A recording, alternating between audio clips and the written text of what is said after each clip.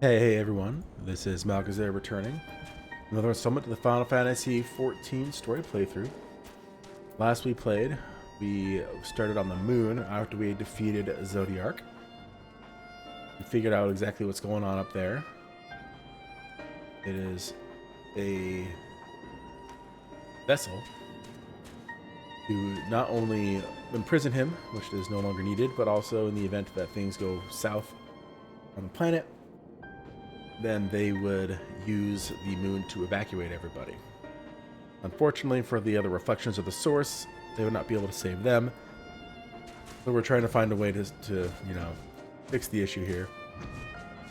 When we returned, we get information from Thavner that things were going down.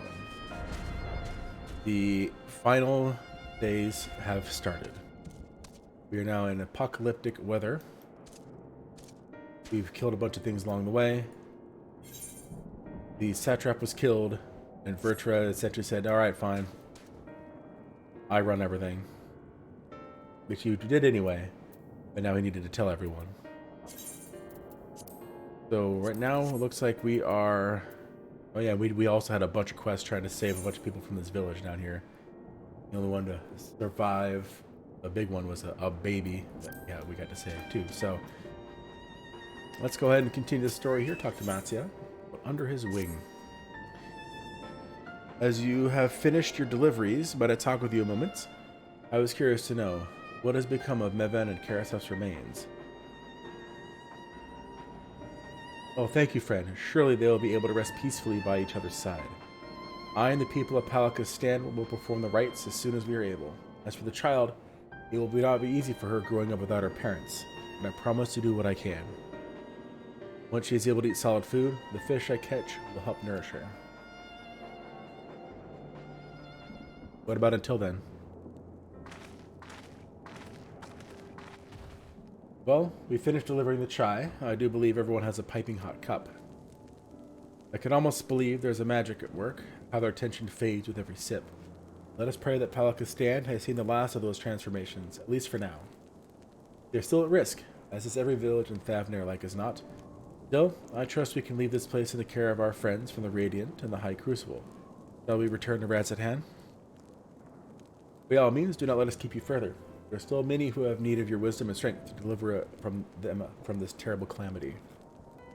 And I will do what I can as well. I'll bring rations and supplies from Malkyali. We have plenty to spare. Let us find a Stynian to be on our way. Where did you wander off to again?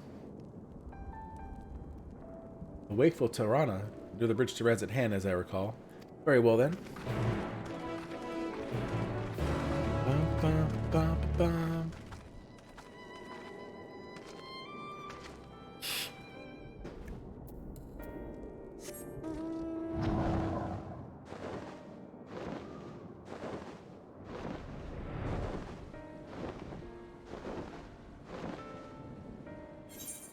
All the way up there. That's actually not too far.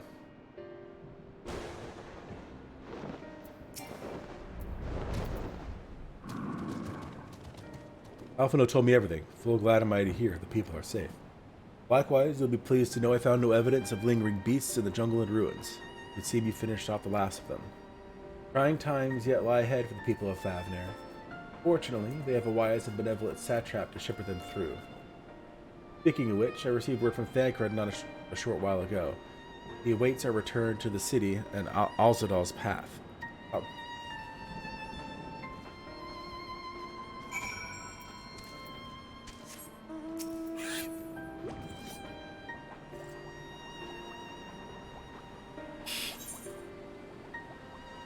Oh, no problem. Weird. Apparently there's so many people in Razathan that I had to pick which instance I wanted to go into.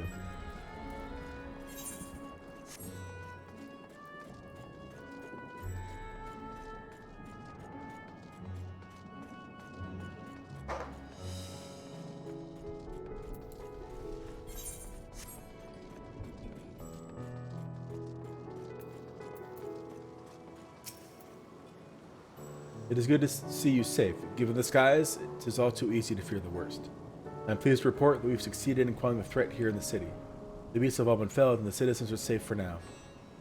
I've also heard from the Radiant that an important proclamation will be made in the city square, but this said no more than that. Do you have any idea what this is about? The Virtuer is finally coming out from behind the curtain. I suppose we too should hear what he has to say. Make a duty then. Before that, it would appear that the word of the assembly has not yet reached all the citizens. If anyone along the way seems unaware, we best enlighten them.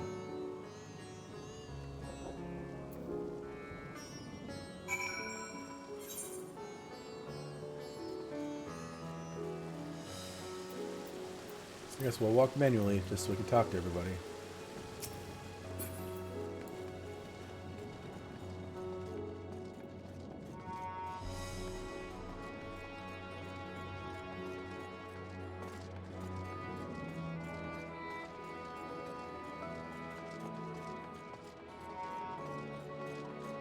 Oh.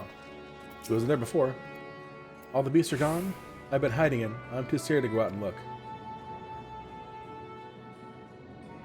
Well, that's a relief. I thought one of those beasts was going to eat me. I wonder where Varshan is. He's the slowest runner. I hope he got away. He could be the other people from the palace. Maybe I'll see him in the square.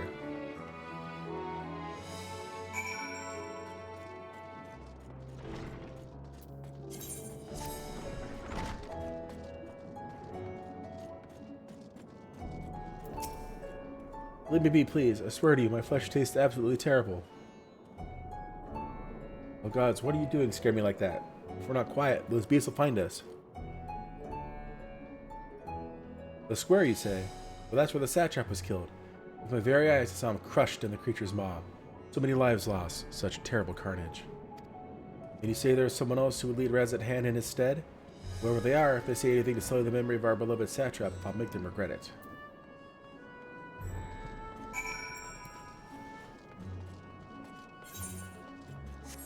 Almost like it was by design. They had to go that direction.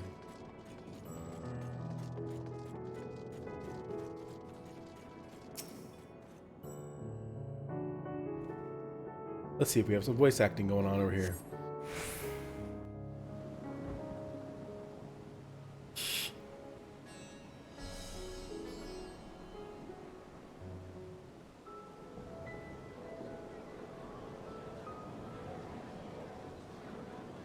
Surprised that none of those have like hit anywhere else in the zone. Any of those meteors.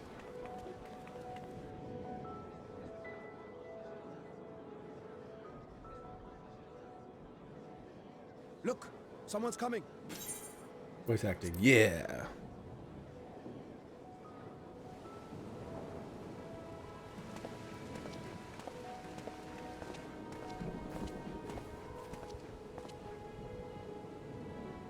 People of Razathan, it warms my heart to see so many brave, resilient souls before me. Today, I would share with you a great revelation. But before I do, I must make a humble request. Do not be alarmed, nor avert your eyes.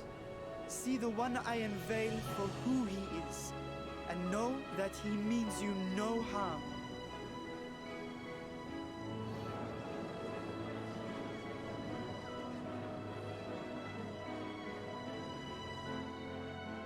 Very well. I dare say it can't be worse than the horrors we've already seen. Many thanks.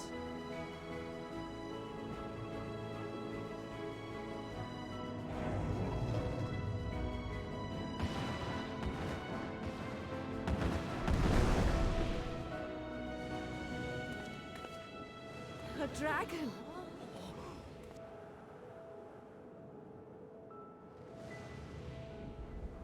Wow!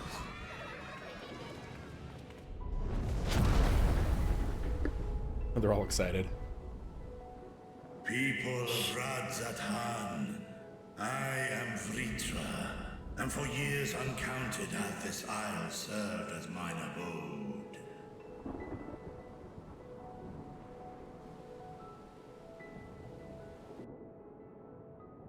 Tis as the satrap's ally I am known.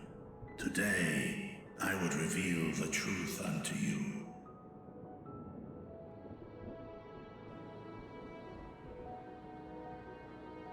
Let us hope they accept him.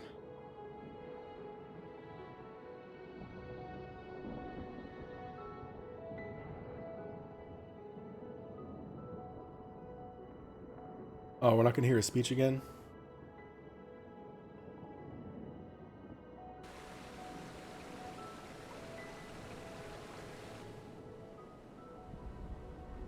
If I am hearing this right, you were the satrap all along?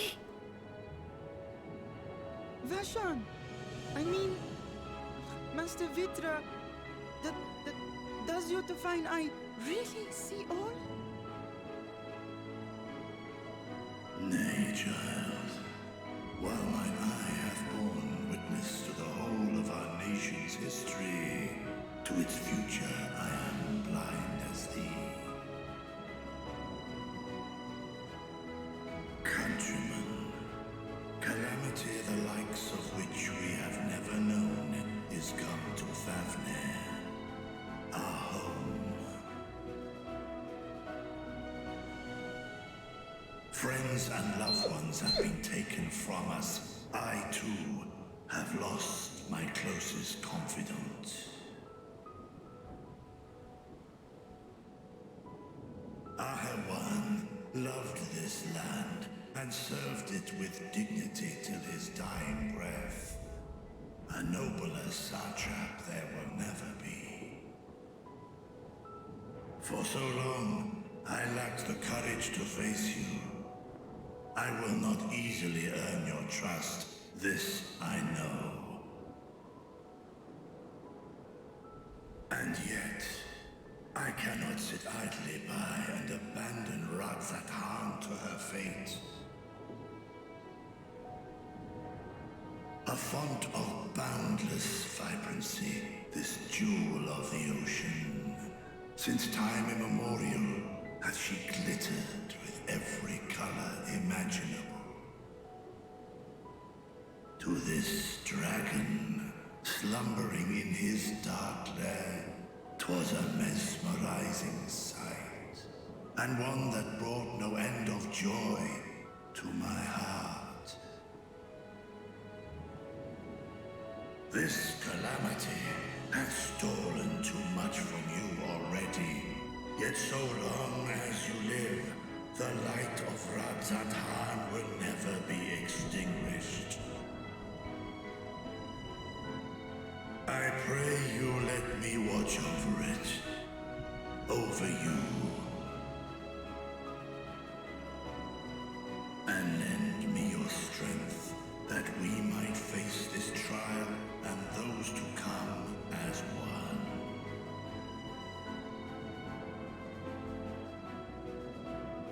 I do not know you, dragon, but I thank you for speaking the truth to us. What if they say no? As divinities, both Manusha and Riga once joined together. So too do I believe that hand in hand, we can overcome this ordeal and welcome an era of peace.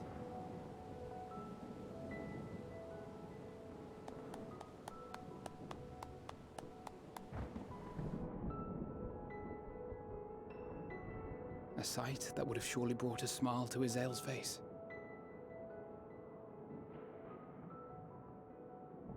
Indeed. No, he smiled.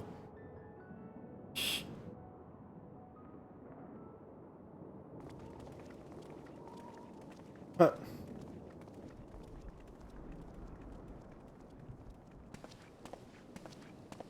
Excuse me, but I must speak with the satrap at once. Father,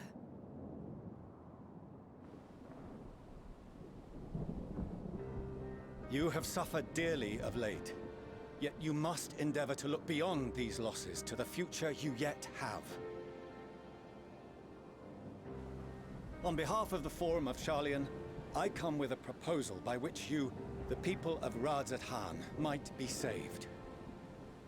I say again, I must speak with your satrap. I beseech you, take me to him with all possible haste.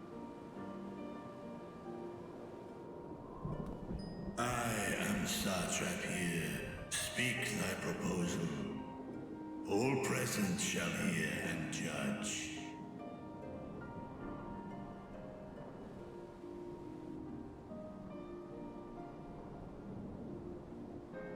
If I have given offense, then I apologize.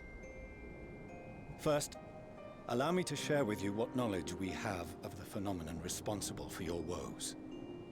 The final days. 'Tis an affliction of stagnancy and rot, sown into the currents of the star. Though the first prominent manifestation was here, in Thavner, it will invariably spread to every corner of the world. The Forum was forewarned of this apocalypse several centuries ago. Thenceforth, my predecessors sought to prepare for the end times in the only conceivable fashion, by securing a means of escape.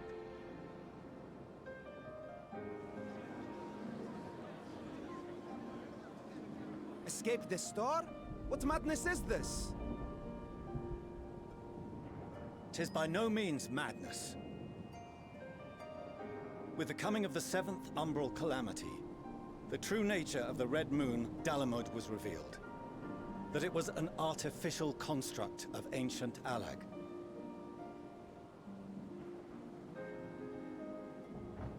But what of the Silver Moon?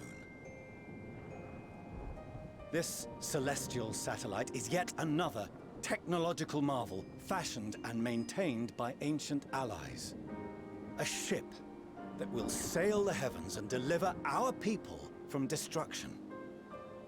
And by our people, I speak not only of Sharlayan.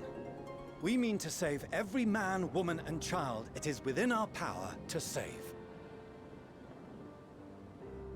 Including you, our dear friends of Radzat Han.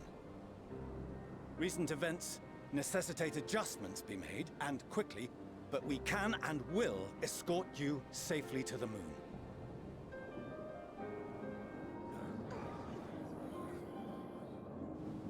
Long has thy forum been allies to Thavner. I trust thou dost not extend this offer lightly. Yet I wonder, is this truly the way? Is there a future to be built for us beyond this star, our father deemed the last bastion of hope? It is for that very reason I come before you and your people. To answer any and all of your questions. To offer my assurances and allay your fears. Though, if you wish the best for your people, I advise you to render your decision swiftly.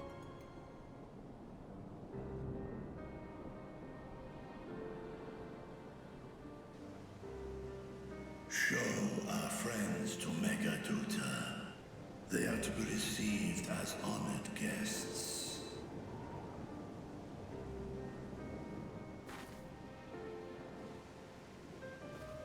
Worry not. Whatever decision is reached, your paths shall be yours to decide. Until then, heed the warning of these brave heroes. Guard your hearts against fear and despair, for it is within such fertile soil that the seeds of blasphemy find purchase. Remain calm and attend to your daily tasks. I shall return anon.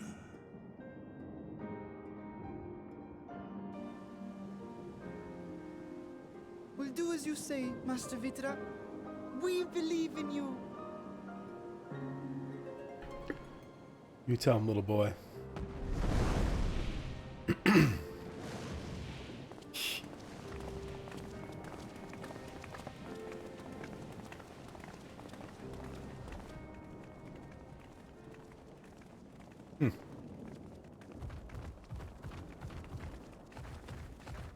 Oh, you're still here. What a relief. Nidana, what's the matter? Has something happened at Palaka's stand? Oh, no, not that I know of. I just hope to hear your thoughts on a theory of mine. All who undergo the transformation are drained of their ether, yes? What is it then that gives these beasts the strength to carry on as they do? Logically, they must be drawing upon an alternate form of vital energy. That put me in mind of our earlier conversation, when I tried to explain the essence which many confuse with ether. Akasha. Yes, I remember. The unseen gift bestowed from on high. An energy influenced solely by emotion. Yes, yes. In this instance, negative ones set Akasha into motion, thereby infusing the beasts with vitality. I posit this as the mechanism by which the beasts are born and sustained. Ah, do you still have that flower?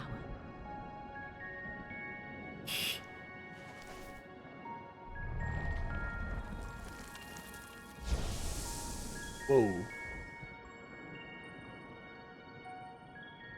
If we accept that it once shone bright by drawing upon Akasha, influenced by the thoughts of those nearby, then fear, terror, despair, negative emotions so powerful as to suffocate it, permeated the air in this place.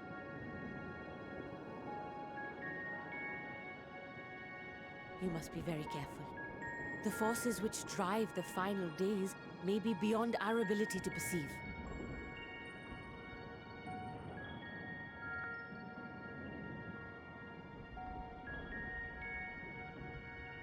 Sorry, I didn't mean to scare you like that. At any rate, I will continue my research into Akasha.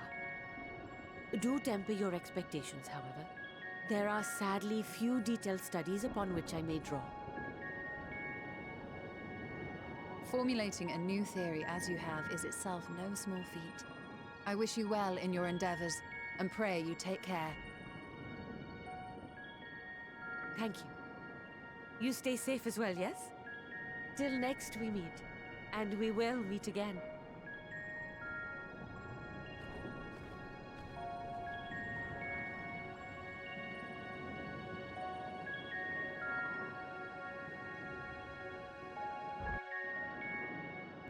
Alright, is that it?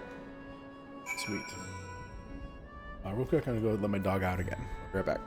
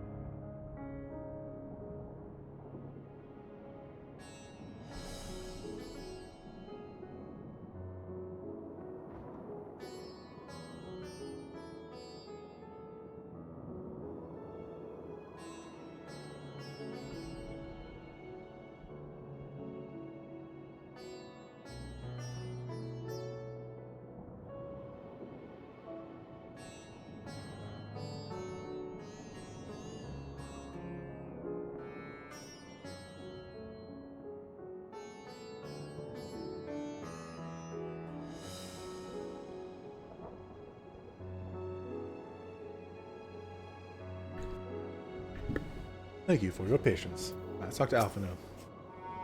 As far as we have come, and after all the horrors we have seen, there is still so much we do not know about the final days. Could it be, as Nadana said, that the cause of this phenomenon is beyond our comprehension? And if so, are we powerless to forestall it?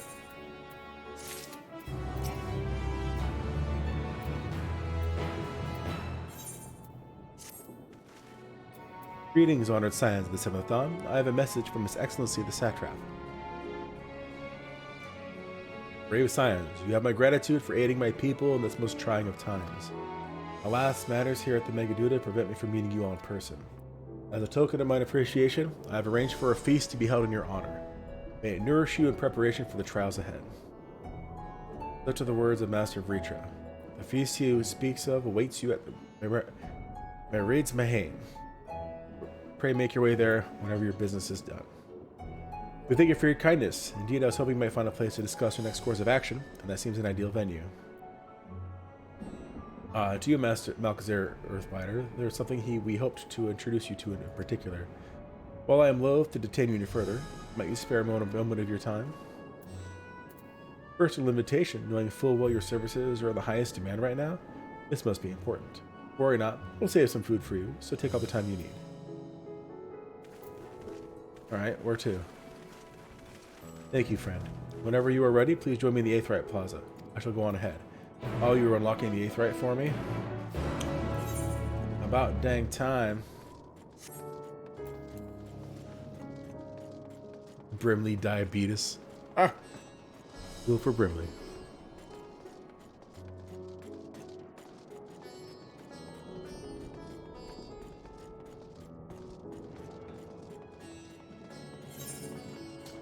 Oh, wrong way. Need to pay attention. And there goes my sprint. These guys, why didn't you tell me?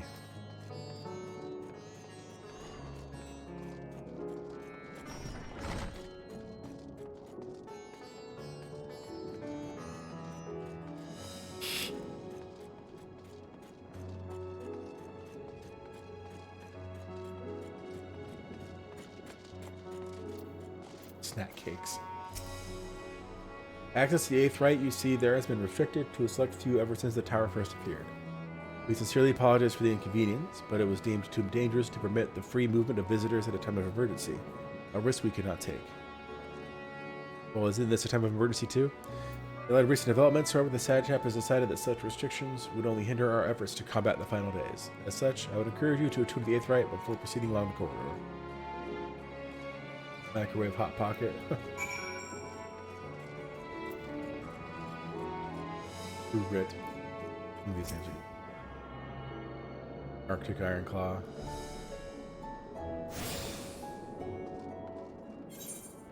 Wait. No, I can use this.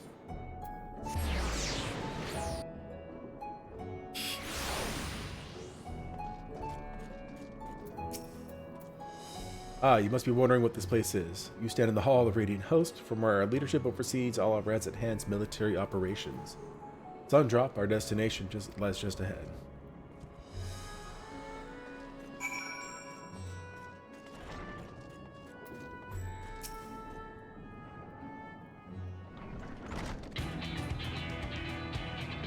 Welcome to Sundrop. Without further ado, allow me to introduce you to...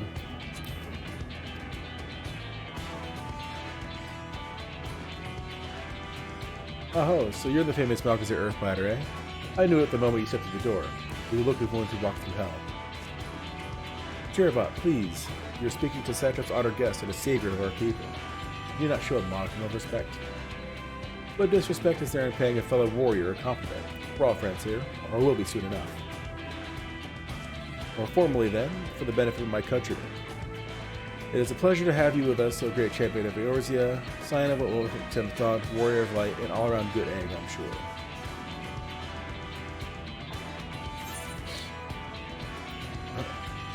What is this place?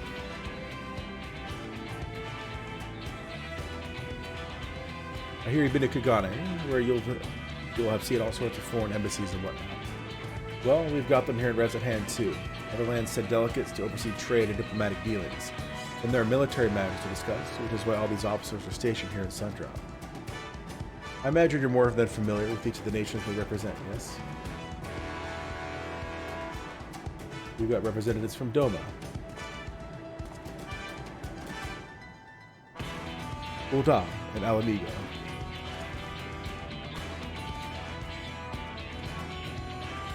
Limsa Laminza.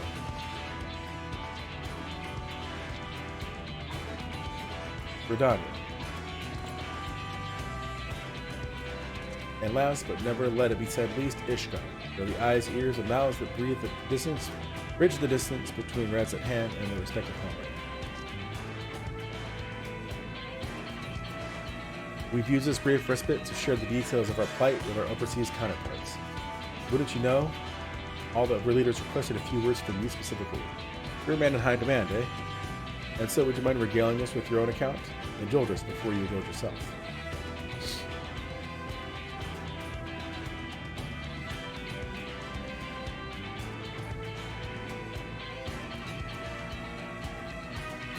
Thank you for the report. The conditions under which my men are turned beasts, the etheric anomalies you have observed, you've given us much to consider. It is concerning that the first transformation apparently occurred before the skies turned red. It's contrary to what one would expect. Thankfully, the information you conveyed to Lucia upon your return from the moon has already proven valuable. As soon as reports of the calamity here in Favner reached the Grand Company of Eorzea and our Far Eastern allies, our leaders knew at once that the final days were indeed upon us. They began taking steps to assess the extent of the phenomenon spread. Our agents were able to confirm that, for the time being, the skies burn only over the Bounty, including this island, Phobos. Alas, that is of little comfort. All through allied lands there have been reports of people transforming into hideous beasts. From what little we have heard, these incidents are similar in nature to that involving the merchant Calzone. As was the case here, the victims underwent the change prior to the heavens being set ablaze. And so, while the burning skies have yet to manifest beyond the Bounty, the transformations do not appear to be subject to any similar restriction. If anyone anywhere overcome by despair could turn, then nowhere is safe. That's about the size of it. Speaking of which, we have to give these creatures a name, don't you think? Here at Raz at Hand, we've taken to calling the first to change, which tend to be the biggest, blasphemies. As fitting a name as any, to ensure clarity in future communications, we shall urge our comrades to adopt this terminology. Our leaders have taken measures to deal with the threat to the best of our abilities.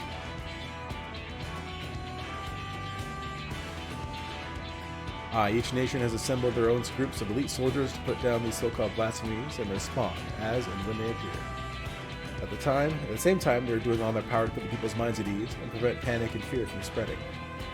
That said, brave souls with the strength and fortitude to fell these terrible fiends are not easily found. Just so, it is for that very reason we turn to you. Pray lend us your strength and help us slay the blasphemies that plague our homelands. Now, you don't have to give your reply before dinner.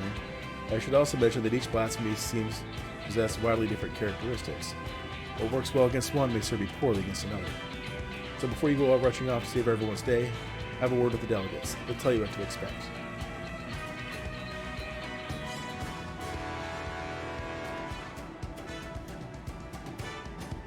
And with that, I do believe our friend here has a feast to attend. Spare a thought for us while you're tucking into all that fine cuisine, eh? Oh, access to role quests. Separate quest is available for tank, melee DPS, blah, and it's fine with it. You get the delegates at Sundrop, help defeat the blasphemies that plague their respective homelands. You have to do them?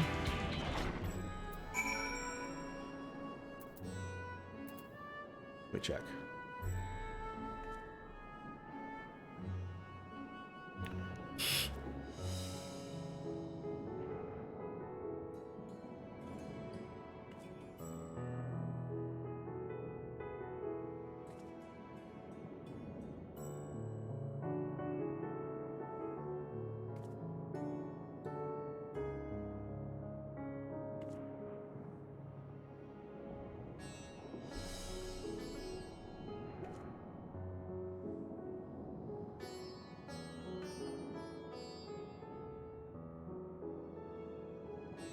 Okay, so apparently they're not required to finish the story.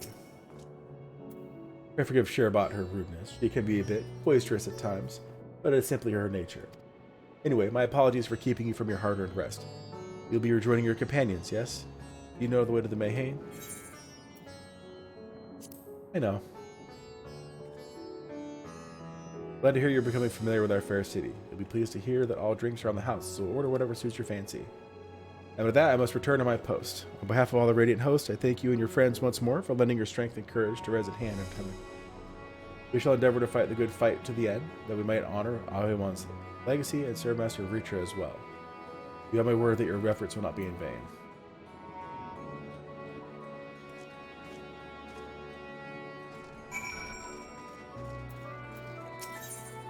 Yeah, let's do it. Might as well. These are the role quests, so I'll definitely read these. I have come on behalf of the twin adders who enlist the aid of accomplished fighters. A small folk cower in their homes for fear of an unprecedented threat to the 12's wood, blasphemy. It strikes quickly and with deadly precision before returning to the shadows whence it came. Whereas we might, we have yet to devise a means to track it, much less slay it. Several brave souls search for it even now, but the chances would improve greatly if they had a stout protector by their side. Judging by your reputation, I dare say you're precisely the man we seek. What say you? Will you serve as the shield that stands between Gridania and certain doom? Protecting the realm is what I do. I'll take that as an enthusiastic yes. Make haste to the Adder's Nest and report to my superior. All Gridania shall pray for your success. Just like I did in Shadowbringers, I'm going to do as many of these as I can.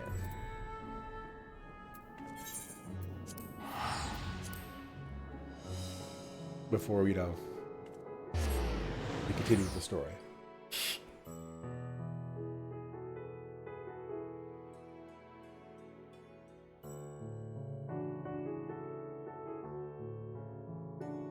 Probably get some really cool stuff for it. A lot of experience, etc.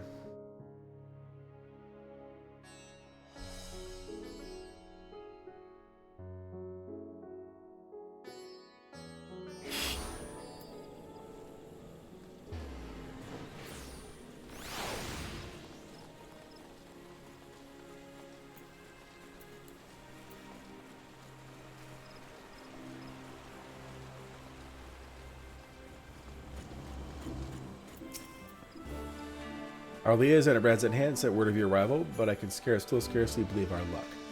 Are you truly here to help us bring this wicked blasphemy to heal? There is hope for us yet. I shall fetch the Elder Seedseer at once. She is leading the hunt, and I am certain she'll be most eager to see you.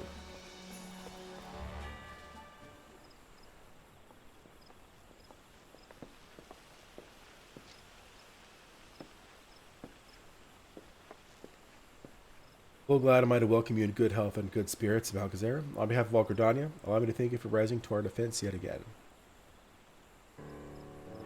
You will forgive me for eschewing further formalities, this time is of the essence. I shall share with you what little we know of this elusive scourge. Following the events at Thavner, we received a report that an unidentified man had fallen into fits in the road before transforming into a beast most foul. A blasphemy we soon determined.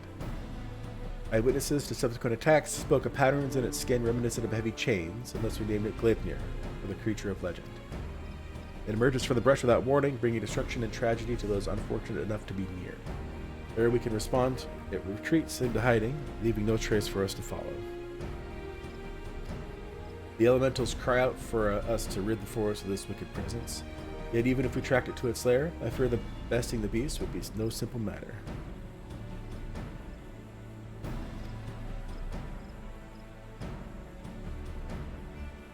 The wounds of Gleipnir's victims are tainted by corruption. We can but conclude that Fiend's fangs, claws, and horns are all imbued with a powerful poison. A small scratch sends the afflicted into fits, and death soon follows. Mayhap you know the creeping death? The effects of Gleipnir's vile poison bear more than a passing similarity to the symptoms of that deadly plague. It struck the 12's wood many years ago. The sick found their skin covered in chain-like patterns and spent their final moments in excruciating pain.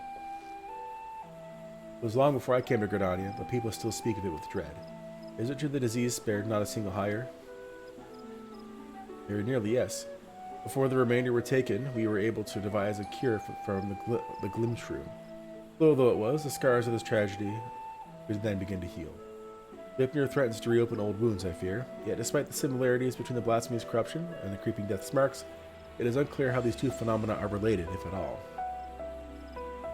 Both conjuring and white magic have failed to abate the poison's spread. Around Gleipnir now would place our soldiers at risk of grievous injury. Forgive me, Elder Seedseer. This appears to be urgent. What? Again? Gleipnir struck once more in the North Shroud. Whalers came too late to see the beasts themselves, but the man that attacked yet lives. They're bringing the Foggord float as we speak. We must meet him there. We accompany his Malgazer. Ethelmer should be able to apprise us of the details upon our arrival.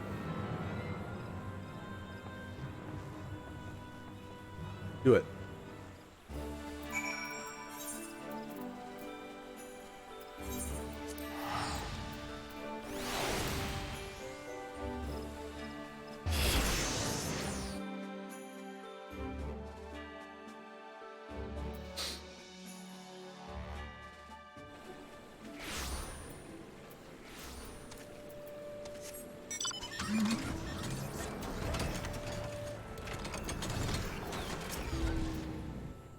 I don't see it, Seer. You honor us with your presence. I cannot thank you enough for coming all this way.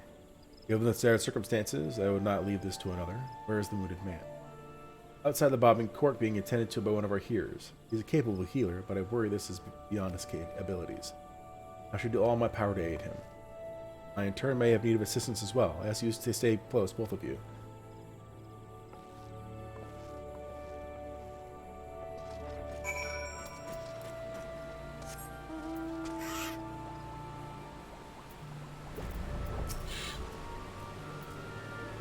He's a hardy soul, but I'm utterly at a loss. While I manage to heal his wounds, the poison lingers. Fear the worst is yet to come. When I removed his clothes for treatment, I recognized the chains. It is indeed the creeping death. Do not lose heart. I shall spare no effort. Rest for now. I may have need of your talents again, Ermal. Chigos, man, Chigos, a bloody swarm of them. I came from the East Gate. Chigos are known as Kirs for the creeping death. Villagers are on edge. If they think the vile kin harbingers of another plague, they may panic. Pray see to the Chigos. I shall remain here with the victim.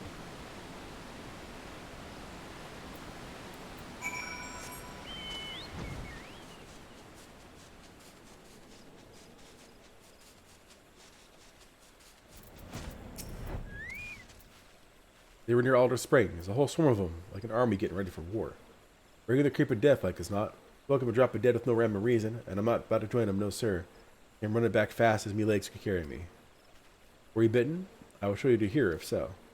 Not a single hole that doesn't belong, you can be sure. You best do something about the swarm, though. Would that we could, but keeping the gate man is our priority, and we have not the numbers to spare for a hunting party. By the time the whaler reinforcements arrive, it may be too late. We'll deal with the Chigos. The one who calls the greater number owes the other a flagon of ale, eh? I commend your bravery. Godspeed, and don't get bitten.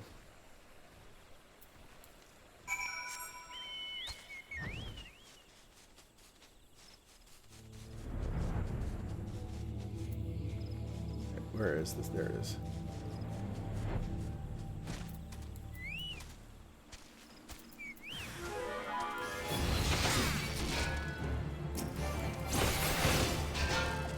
Is getting hurt count as being bitten?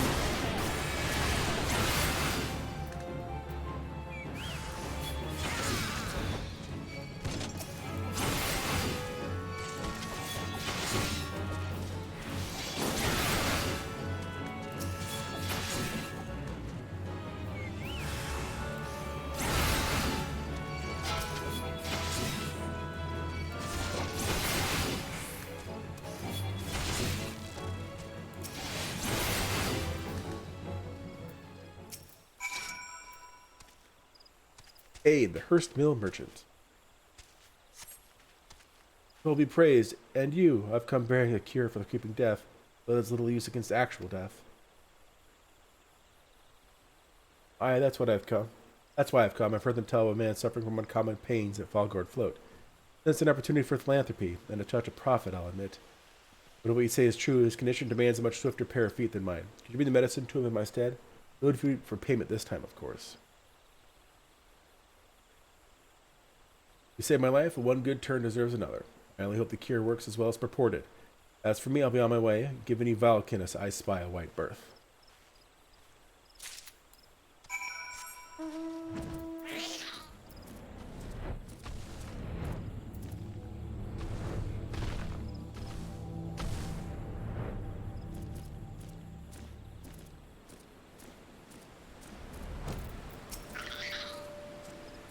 Thank you for calling the Chigos. Alas, our patron's condition is yet to improve, and that's all we can do to keep him from succumbing to the poison.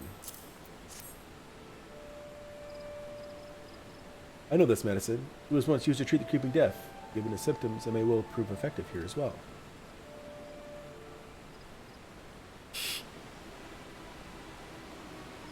It works upon the body quite quickly, as I recall. Hold on just for a little while longer, my friend. The medicine will soon relieve your pain. I don't...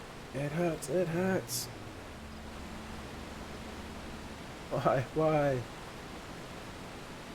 The man shrieks die in his throat as his body is racked by violent convulsions. He then falls still and quiet, as if his breath is snatched from his chest.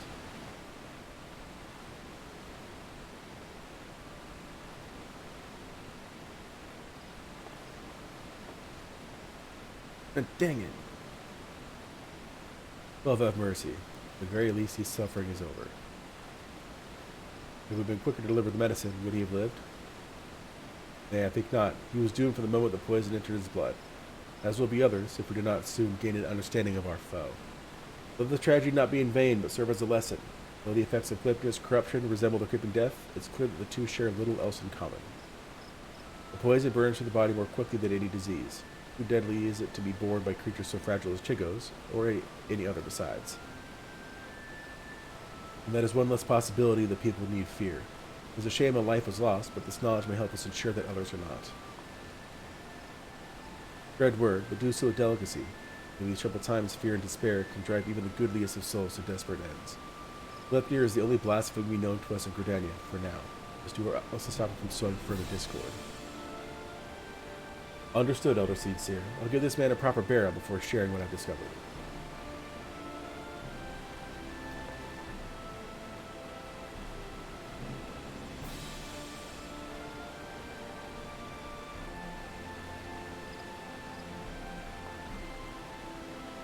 Ascertaining Glypnir's whereabouts is still a primary concern.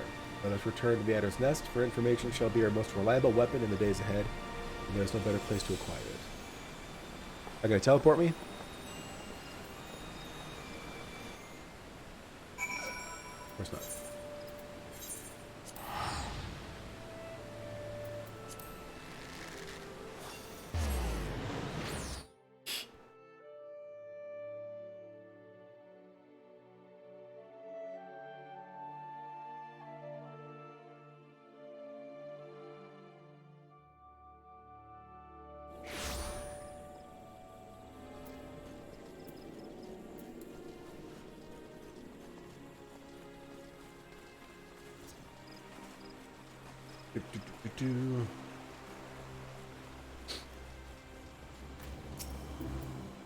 Glypnir has been cited in various locales, and though we are reviewing every report, we suspect most are erroneous. Here is a way of making one jump at shadows. It will take some time before we have determined which reports merit a more involved investigation. Until then, I ask you to stay vigilant and keep your eyes peeled for any sign of blasphemy.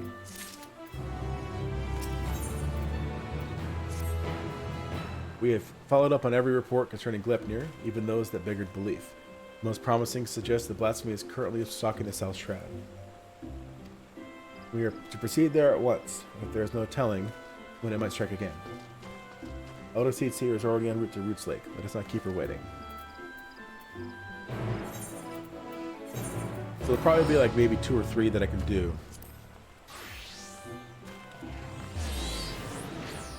Before it's like, oh, you have to be level 90 or whatever it is to be the last one.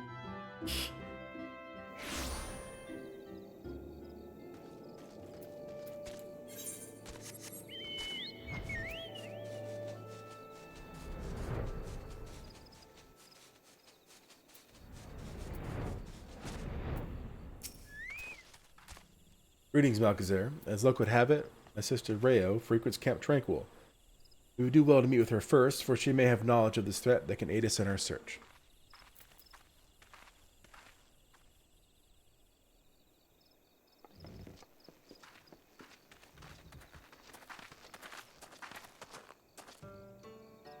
It's been too long, Rayo. Kane, I was afraid the situation might force your arrival. Would that this reunion was under more joyous circumstances. You are here to serve as protector to my sister, yes? I commend your courage. Glypnir, like all blasphemies, is a fearsome foe that we must nevertheless rise to meet as one. Every moment is crucial, so let us dispense with further pleasantries. We received word of Glypnir's whereabouts. I have. I recently ambushed a poor traveler who succumbed to his wounds soon thereafter. A tragic and increasingly common tale. No others at Camp Tranquil have come to harm, but some claim they feel a presence in the distant trees, staring at them with malicious intensity. They struggle to find the courage to venture beyond the safety of the camp. While its victims exhibit symptoms reminiscent of their creeping death, Glypnir's corruption seems only to affect those who have been assaulted by the blasphemy itself. We have yet to confirm a single instance of it spreading from one individual to another. That's somewhat reassuring, but it will provide a little comfort to the people here, I think. If Glypnir comes, any defense we mount will come at great cost. Those who fall wounded will invariably die. I'm at a loss, and the people under my care can see it. They grow tense and bicker amongst themselves. Some even accuse me of standing idly by while this monster roams free, as if I'm not doing all that I can. I apologize. Would that I had come to you sooner, would that there were more that I could offer you. Not every burden is yours to bear, Kane.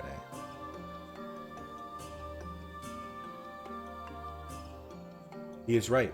It is the duty of all seed seers to face this threat, and so we should do this together, with the aid of the elementals as well. Under different circumstances, I would agree, but their strength has waned since Calamity, and I am reluctant to impose upon them. Indeed, when I open my thoughts to the elementals, I shudder to hear their distress. Once we have laid low the blasphemy, the elementals will be at peace. Well then, how do you propose we go about that? First, allow me to speak with the people here and assure them that all will be well. That Gridania is resolved to weather this storm, remain steadfast.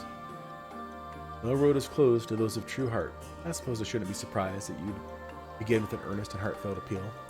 For my part, I shall reach out to Arun. Perhaps together we can find a way to offer similar comfort to the elementals. I have no doubt we will require their assistance in the days ahead. Thank you, sister. May the 12 watch over and keep you both. Blah, blah, blah. May it trouble you to accompany me. The presence of a storied hero would surely lend credence to my claims that people's difficulties will soon be at an end. While you attend to that, I shall gather what information I can for the wood whalers stationed here. Pray look for me at the camp proper when you have finished.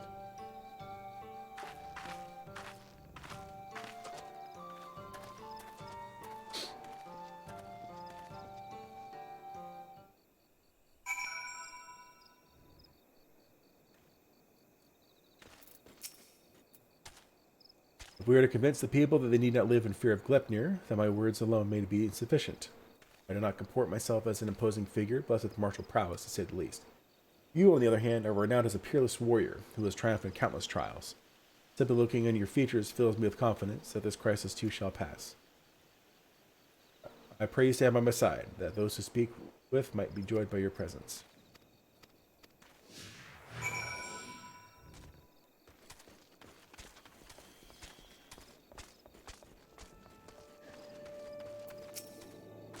These seers are sitting pretty with their guards and finery. What do they care if a beastie is running amok? They'll be fine.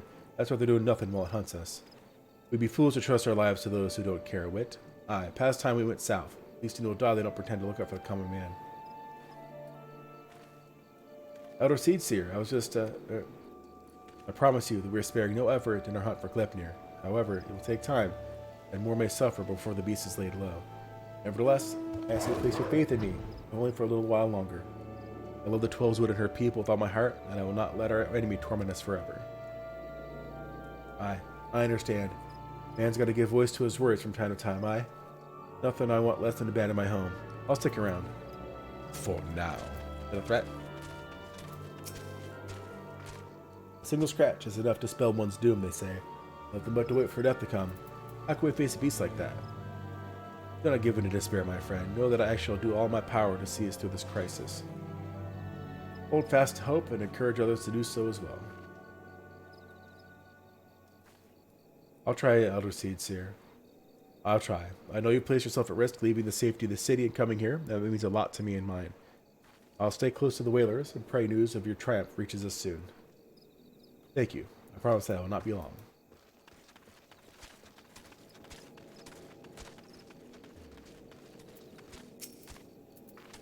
I saw it, a gargantuan beast stalking the woods, with horns the size of my leg. What's to stop it from coming here to fill its belly? Glepnir will do no such thing, I swear. I shall see it to it personally that the blasphemy does not come within a mile of this village. Keep heart, for brighter days lie ahead of us. Really, Elder Seed Seer? Perhaps I let my imagination get the better of me. You are a beacon in these dark times. I pray you restore the peace soon. I shall, you can be certain. What'd you find? Will that be all for now, Elder Seed Seer? It will. I've done what I can to quell the unrest, but so long as Glepnir lives, they will never be at peace. Sometimes simply lending you an ear does wonders. As must be the case for the elementals, yes?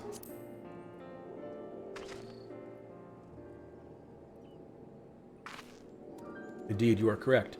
Today was a welcome reminder of that truth, and an important step on our journey. Maybe I should visit these settlements more often.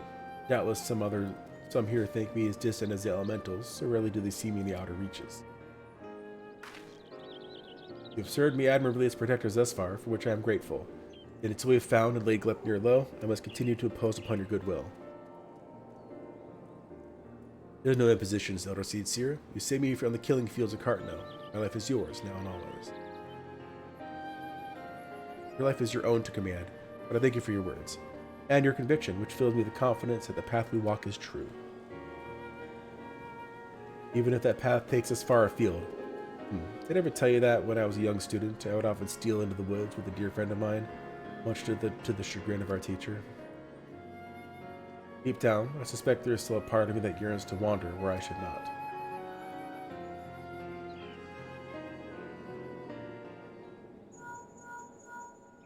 Another attack!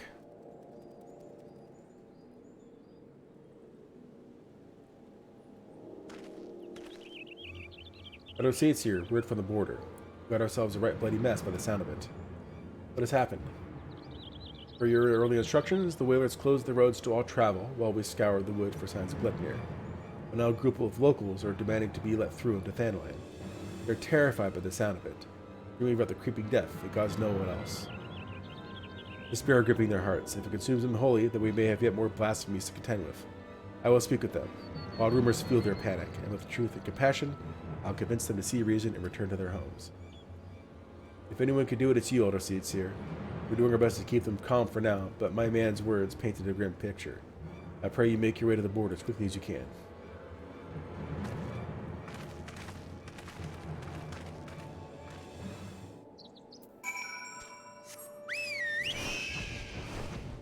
Ba, ba, ba, ba, ba, ba, ba.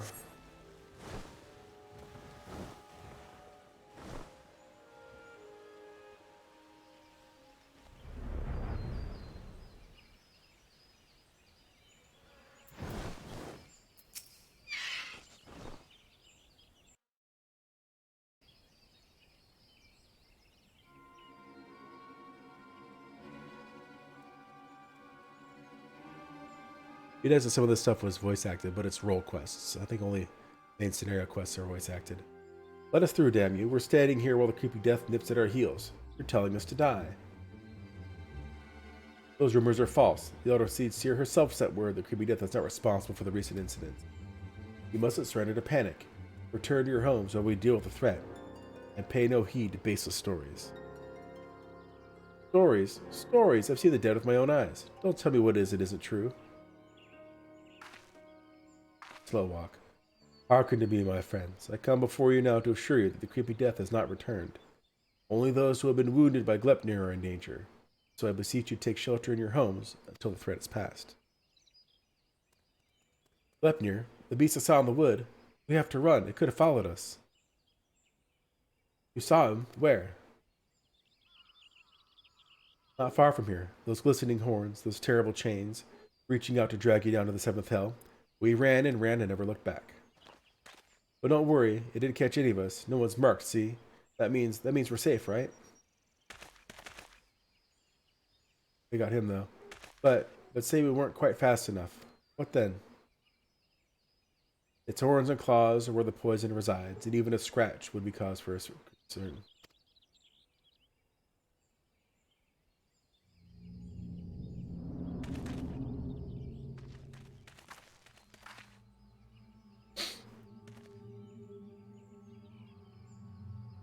Even a little scratch.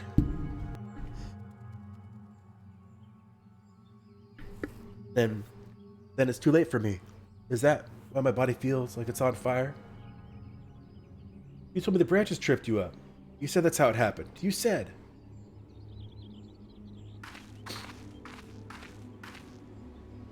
O heavenly winds, guide us to the font of strength. May we drink from it and be made whole.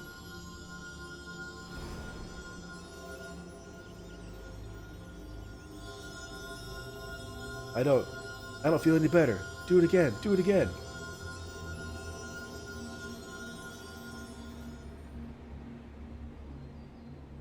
It hurts. Help me.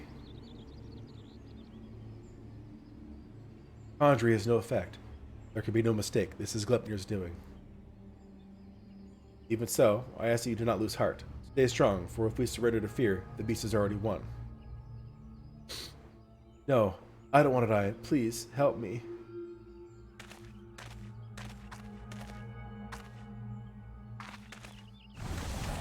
Oh, there he goes. I like how this was like instantaneous. Get back.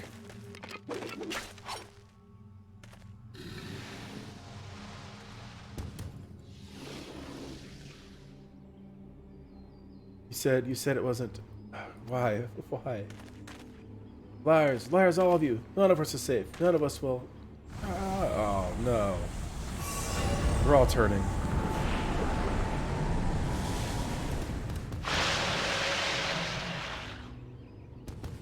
Despair made manifest. Well, for Fen, is there not that can be done for these poor souls? Not that we know of.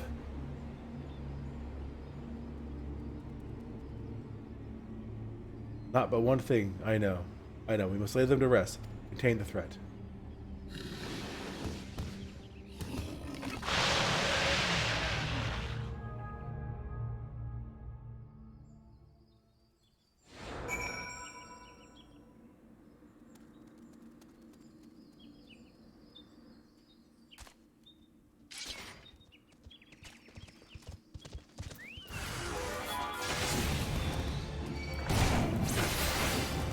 You guys got all ready to fight and you're just standing there?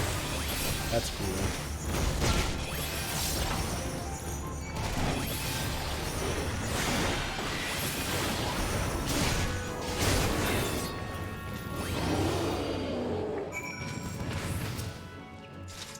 They're at peace. Would that I had not come to this. I was powerless to prevent it. You did all you could, Elder Seedseer. Is that what's going to happen to us? Is there no hope? What you witnessed was the fate of those who fall to deepest despair.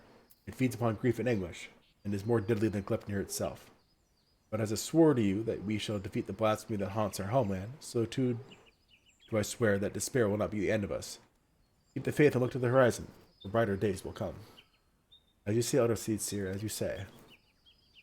Gleipnir is not here, and so you are free to return to your homes. I but urge you to take care on the path back. We will, Elder Seedseer.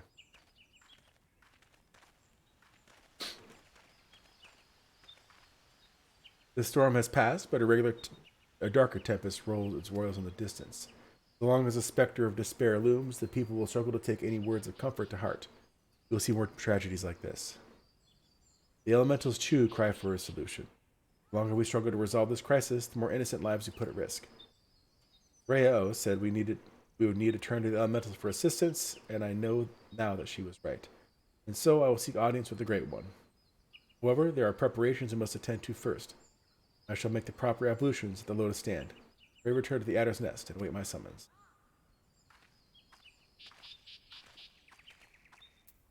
Adder's Nest. I'm gonna let my dog back in. Be right back.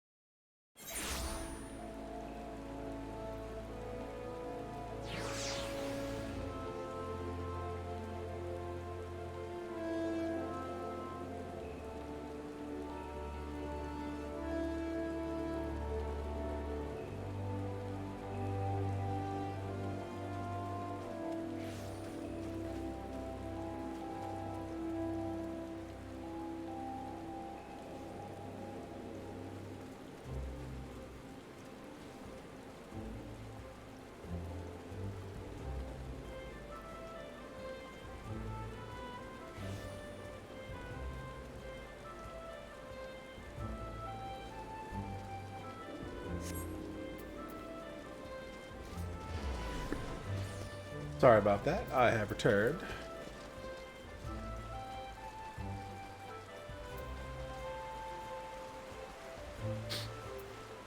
Go ahead and turn in this next one here. Despite our best efforts, we have been able to prevent further loss of life and foresee even greater hardship ahead.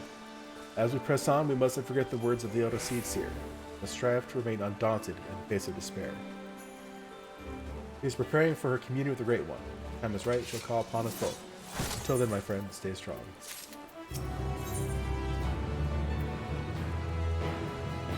How many are there?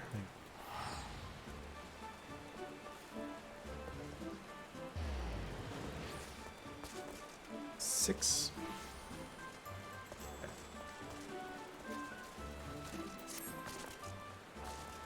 The situation has worsened since last we spoke. Lepnir grows bolder in his attacks, and the conjurers are spread thin in their efforts to attend the victims. Moreover, we are no closer to finding a means to counteract the blasphemy's poison. With no choice but to wait until death claims them, some are overwhelmed by hopelessness, becoming mad beasts that lash out at their former countrymen. Such tragedies all too easily beget further tragedy, as bereaved loved ones are in turn overcome and share in the same horrid fate. The people speak of these incidents in hushed whispers, afraid that at any moment the monster might appear within their midst. We must slay Glepnir without further delay.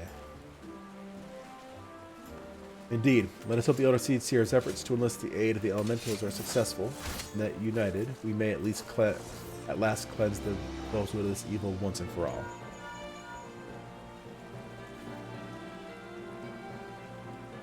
Urgent news, Malgazir. Glepnir has ambushed a party of wood whalers. They are engaged with the blasphemy near the Guardian Tree, where the Great One slumbers. This bodes ill. Has it divined the Elder Seed Seer's intent? Is it attempting to prevent her from communing with the elementals? In any event, we cannot let Glepnir harm the tree. The Elder Seed Seer bade us rendezvous with her at Sorrel Haven. We leave at once.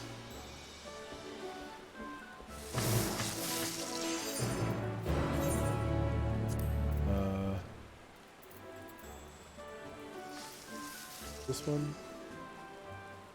White Wolf Gate? Just run for it. This was right there. All those blue quests, just chilling.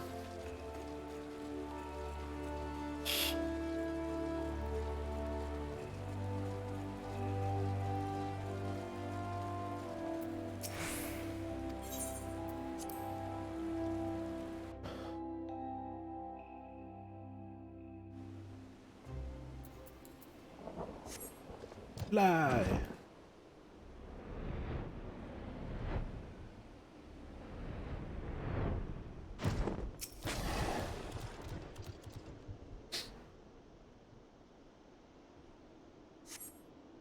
Battered arms and armor are strewn across the ground, but there is no trace of a man or blasphemy.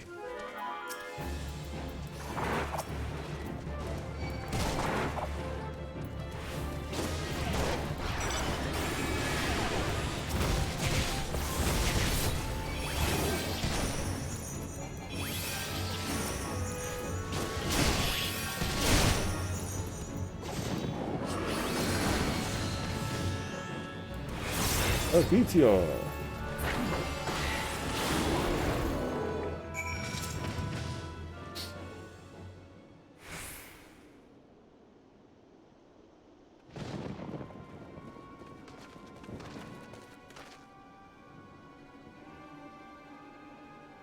I see. I think I know what happened here. Well, I pray that I am wrong.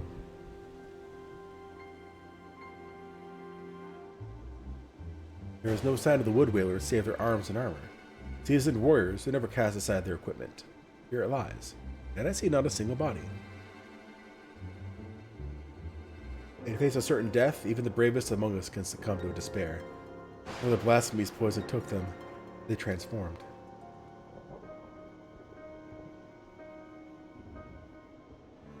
Glepnir could not have gone far. He may be watching us even now. Be on your guard. The air is thick with corruption. If the wood whalers succumb to a man, then we can expect a hard fight. Though I dread the thought of hurting our brave soldiers, we cannot allow the creatures they have become to roam free. Let us form 2 groups to more quickly track down and cull the beasts. Once we've finished, we shall regroup under the boughs of the Guardian Tree. I'll be the group.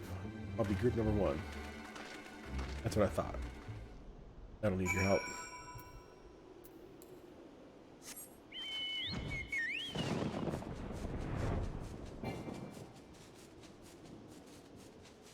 Checking to see if there's any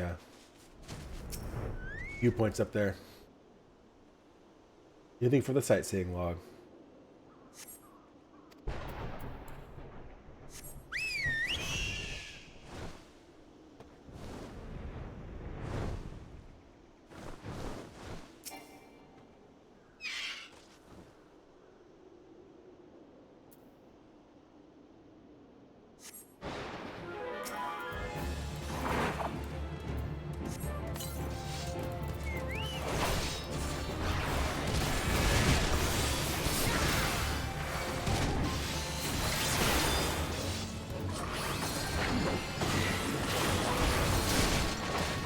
Confusio.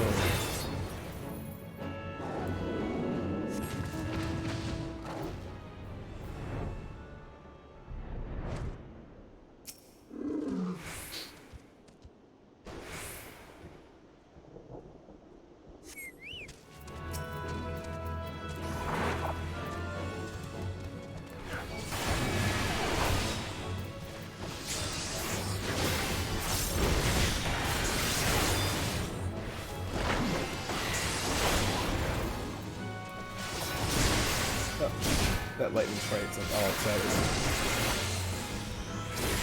Fine.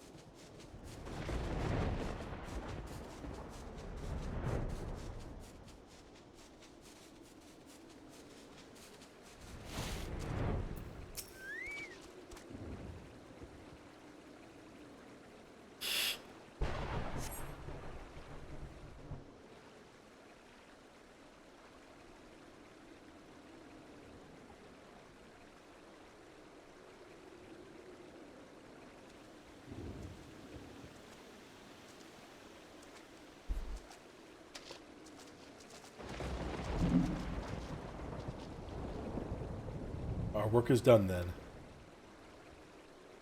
The loss of so many brave souls is tragic, but now they are at peace and the guardian tree is safe. Let's take comfort in that. But I pray that the Great One will hear. I but pray that the Great One will hear my plea. I can speak.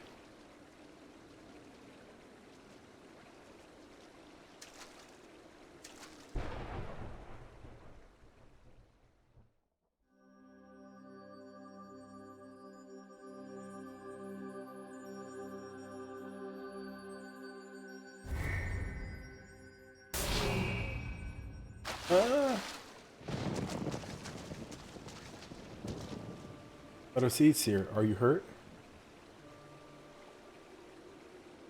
The Great One is filled with fear, an all-consuming fear, unlike any I have ever felt. It spoke unto me, and its words were clarion: drive the evil away, drive the evil away.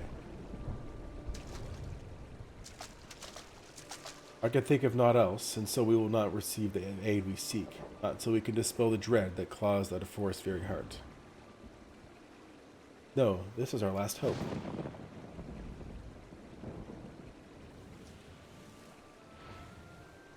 Point me in his direction. I'll fight him. I'll get him. We are not alone.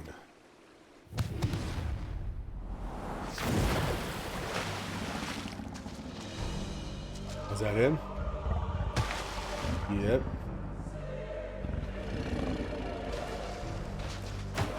Kamari Ronso. There can be no mistake. This is the profane beast. Blasphemy that is mire the 12's wit in despair. Gluttony.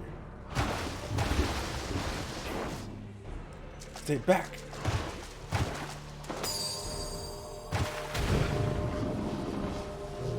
It makes for the guardian tree. We must stop it.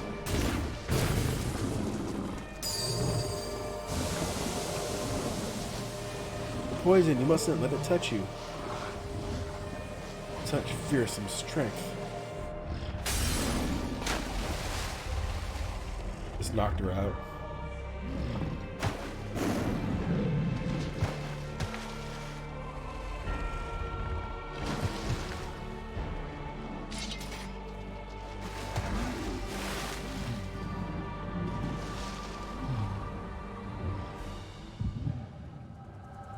Echo time.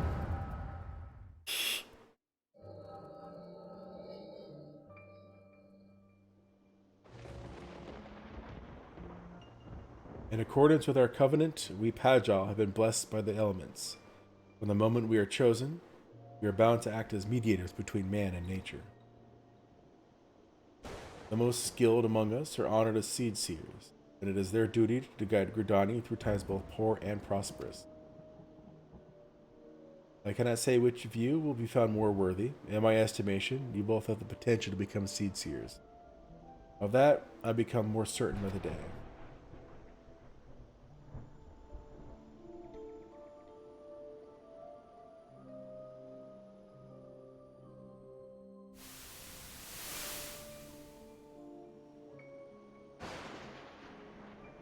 But I don't want to be a seed seer. I never wanted to be a Pajal either. I never asked for any of this. Why can't I live a normal life like everyone else? How come I don't get to grow old? Why was I cursed with these ugly horns? I like them, and maybe we didn't choose to be born this way, but I don't think it makes us that different from everyone else. It's a rare gift, a blessing even, and if we can use it to help others, then we should. Don't give up on becoming a seed seer, Kene. We'd all be worse for it. A blessing? I never thought of it that way. I suppose I just hated not having a choice, but maybe you're right. Who is this?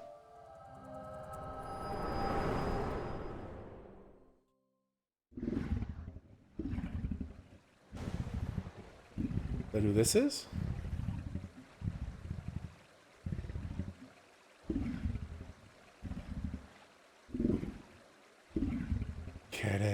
It is that jolly boy.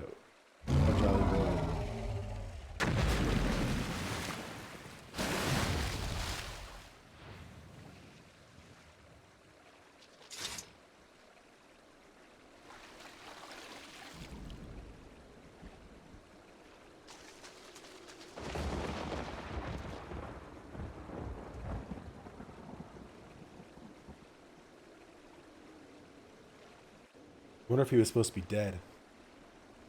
Which, if that's the case, that's a new thing that the blasphemies can do. Or maybe they were. I don't know.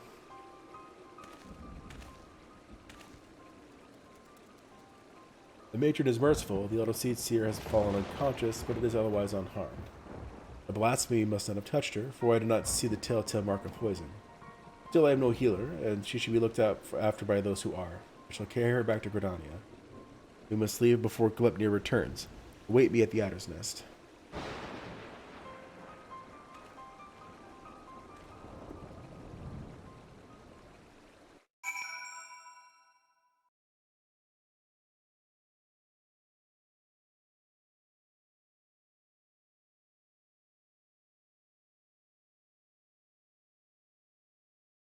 Come on.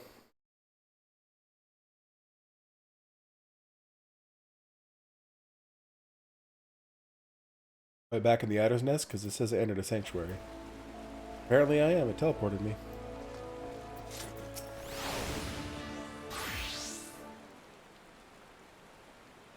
Allow me to thank you again for your... Hang on a second. Excuse me. Allow me to thank you again for your assistance. The Elder Seed Seer has been delivered into the care of Isumiyan. With the grace of the elementals, will she make a full recovery. In fact, she has already regained consciousness, but is not yet allowed to receive visitors. We can but wait for now. Gods damn it, I was useless. I could do nothing while the Elder Seed Seer faced Glepnir alone. I was to be her shield. That I stand before you while she lies abed is proof of my failure. You wouldn't want you to throw your life away. But I still live still, and she still requires your protection.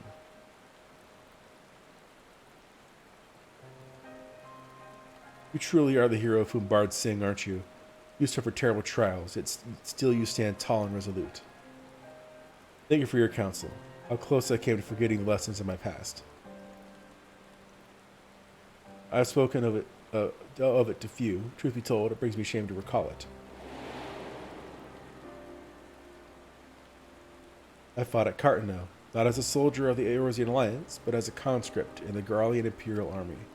Clad in armor of Magitech, another drop in the sea of pitiless metal. You grow numb to the violence and the killing out of necessity. It becomes routine. Work to earn your next meal. But then the moon shattered and the dragon emerged, and when the dust had settled, I was another body clinging to life amongst the fallen. I remember staring at the burning sun above, growing weaker, wondering if the heat or an Eorzean's blade would finish the job. But it wasn't death that came, but salvation. I was delivered from my well-earned fate by the Elder Seed Seer. She deigned to save a man who once bared steel against her people. Her kindness didn't end there. Once my wounds had healed, she welcomed me with open arms. Never did she regard me with distrust, nor did she ever make me feel obliged to repay my debt. He fought not to take life, but to safeguard it. For our friendship, I came to see the wisdom in that distinction.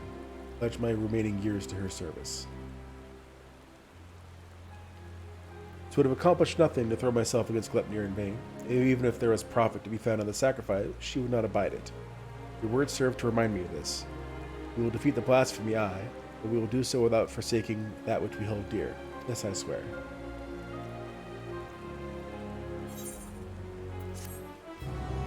I'll get one more in for this before it's like, you have to be a higher level, unless it levels me up.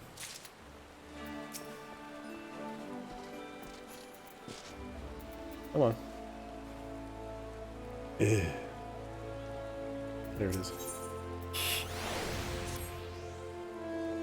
Malgazera, the Elder Seed Seer, has grown strong enough to receive visitors. Come, we must go to the Stillglade Fen at once.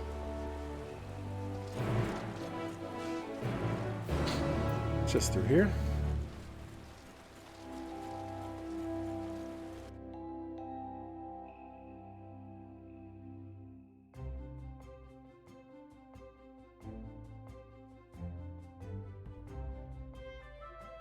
Sucks you sprint through a thing and it takes so long to load that by the time you're done, your sprint's gone. It's like, this shouldn't count it down when you're not actually, able to control yourself.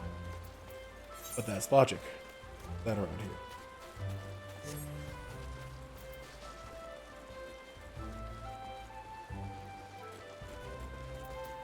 Yeah.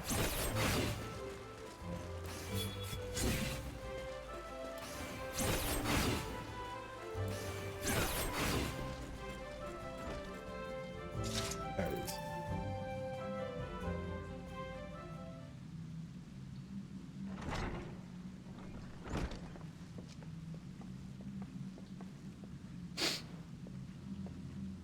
Elder Seed Seer, it fills my heart with joy to see you in better health. I'm gladdened by your presence as well, my friend. Unless you wonder, I know that the conjurers found no trace of the poison in my humors. If you are ready, I'd resume our search for Gleipnir.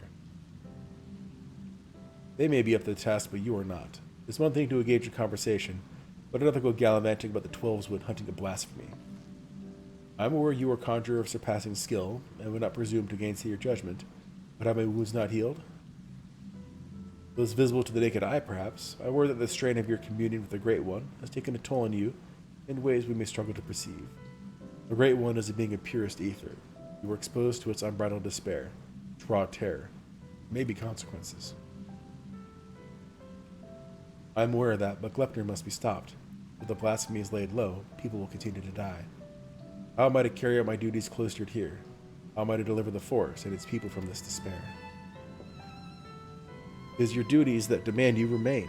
I understand your frustration, but if you were to fall in battle, if your guiding light you bear were to fade, then all of Gridania would be lost. Rest, Kane. Rest and gather your strength, so that when the time comes, you are fit to do what must be done. In the meantime, trust in your allies. You are right.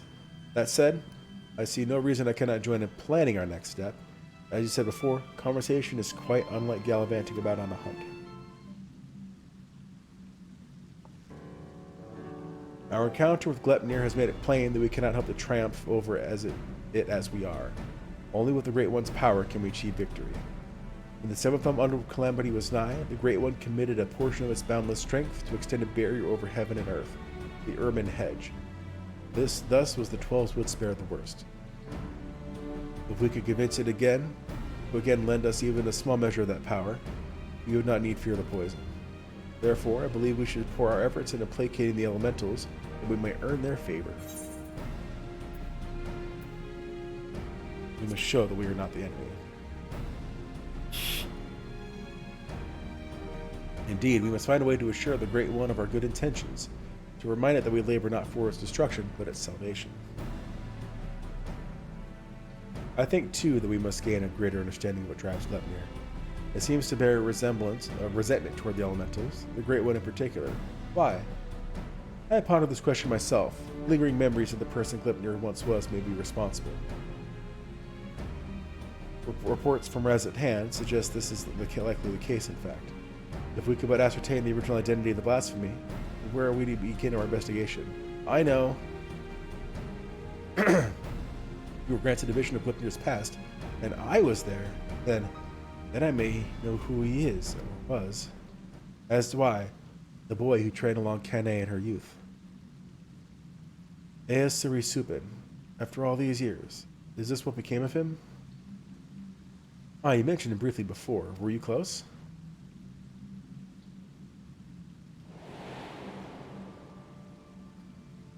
Eas Suri was Pajali, like me, but he had never known his parents and devoted himself wholly to his studies.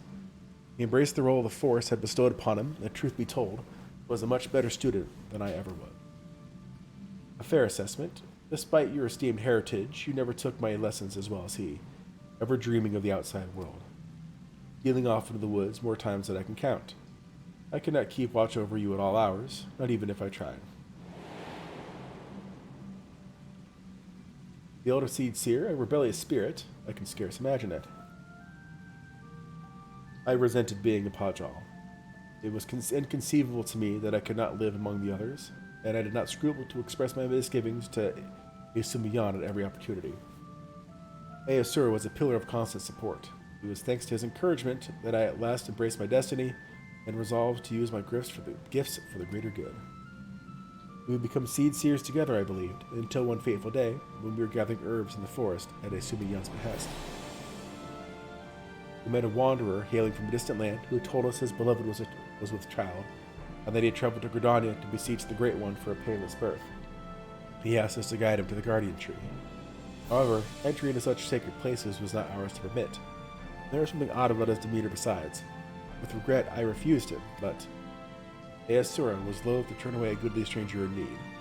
He agreed to guide the man, despite my protestations. I ran to Isumiyan as fast as I could, and together we made haste to the guardian tree. We found the man motionless on the ground, having succumbed to the Great One's rage.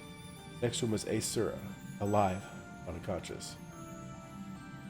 In time he recovered and related the whole story. In truth, the man had been an adventurer, seeker of wealth and glory, and as he had knelt to make false supplications, he lunged forward to tear a branch from the guardian tree. He was yet a child, and Asura had no inkling of the darkness that could dwell within men's hearts. He learned the lesson that day, but the price he paid for it was great indeed. The Great One stripped Asura of his horns, with them the right to call himself a Pajal, and was forced to expel him from the fane.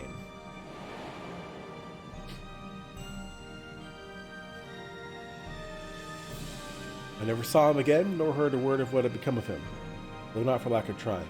Despite his hardships, did he remain in the Closwood all this time, I wonder? He dreamed of naught else but becoming a seed seer, of a life in service to the people in the forest. He knew the weight of the responsibility and was eager to bear it. But he was deprived of that purpose by the very elementals he loved. And yet, he did not lose that will to serve, I suspect, and instead resolved to watch over the Twelveswood in his own way.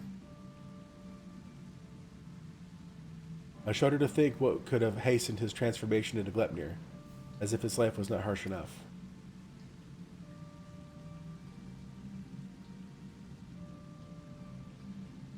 In our final conversation, Easura confided in me that he would search for a means to calm the Great One's rage and earn absolution. To that end, he said that he would seek the counsel of the Mughals. They have called the Twelveswood home far longer than we have, and so none are more like to have knowledge of his most hidden workings. That comes as no surprise. He would not give up so easily on his dream. Even if the Mughals know not of Easura, they may be able to help us in other ways. Will you travel to the Bramble Patch in my stead in Alcazar? I have faith they will accept you with their characteristic aplomb. I'll go talk to Moogles. They're funny.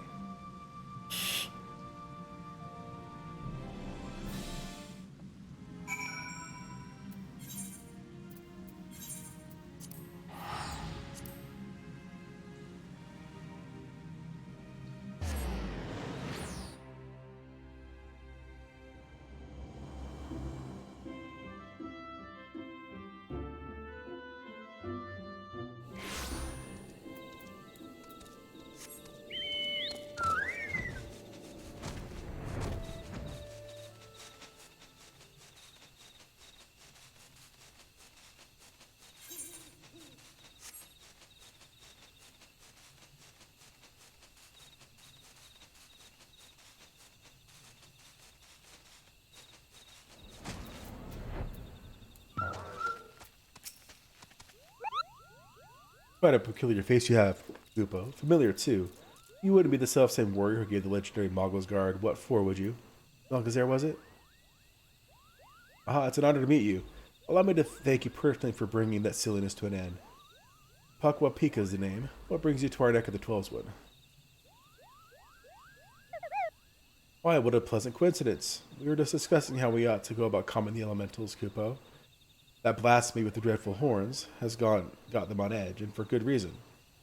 I've had to ask my personal guard here to sleep with one eye open. In case you haven't noticed, the beast's corruption has been spreading all throughout the woods. Needless to say, we've all got to stand up and put the Twelveswood to rights. Riao suggested that the Moogles contribute by scouring the forest for even the smallest signs of taint. Got to cleanse it before it gets out of hand, you know. Difficult and time-consuming work, but if it's in service of the forest, then we'll do it gladly, Kupo. Hey, I know you. You're the adventurer who gave me some of my finest scars. Pepe Coop with the Mogul's Guard. No hard feelings with the whole Hail to the King Koopa bit, I hope. Not going to call for a rematch either, in case you're worried about that. Reo and the others cured us of our tempering, and afterwards set us down for a stern lecture. No more calling upon good King Mogumog XII for us. May he ever remain unsummoned in his royal grace and splendor. Indeed, what better way to make it for past indiscretions than to serve the realm? Even now, our kin scour every elm of the Twelveswood, and we'd be remiss not to do our part. We'd be overjoyed to have a hero such as you helping us as well, if you are willing. Something tells me you have a sharp eye for the taint we seek to cleanse. Can we count on you, Kupo? Your reputation for magnanimity is well deserved. Let's begin by moving to higher ground. That way we may survey the area and locate any particularly nasty spots of blight.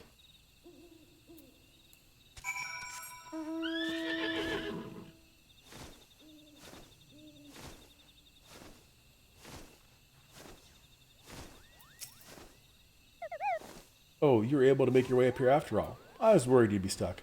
Apologies for leaving you behind, but it's too easy to forget that your kind lack wings, Kupo. Now then, where is it?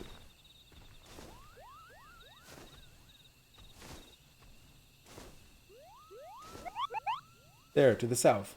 Let us cleanse that festering taint at once.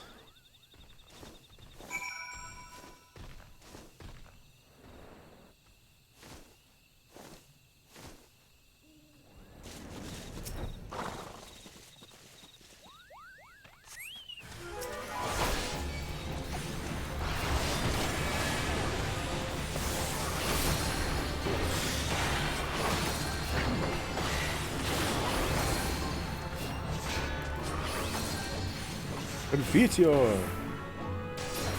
Oh, that's some lag there.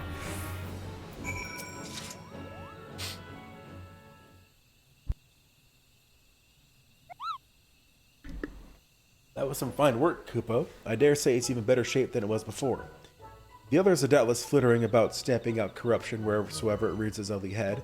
If I were the Great One, I'd be applauding our efforts. Well, as far as being such a being without hands can clap, I suppose. How goes the taint cleansing, Coop-de-Coop? I did what I could, but I swear, as soon as I'm finished with one area, two more start manifesting a fresh taint. The forest's ability to heal itself was waning, and thus sickness is spreading too fast for even a legion of Moogles to meet. If we don't come up with a better solution soon. The situation is more grave than we imagined, Kupo. Oh, what do we do? We should maintain our efforts to purify the forest regardless, but since there are only so many of us, we must also help the forest to remember how to help itself. Brilliant idea. Think. How do we go about doing that? Well, I was getting to that part, Kupo. we,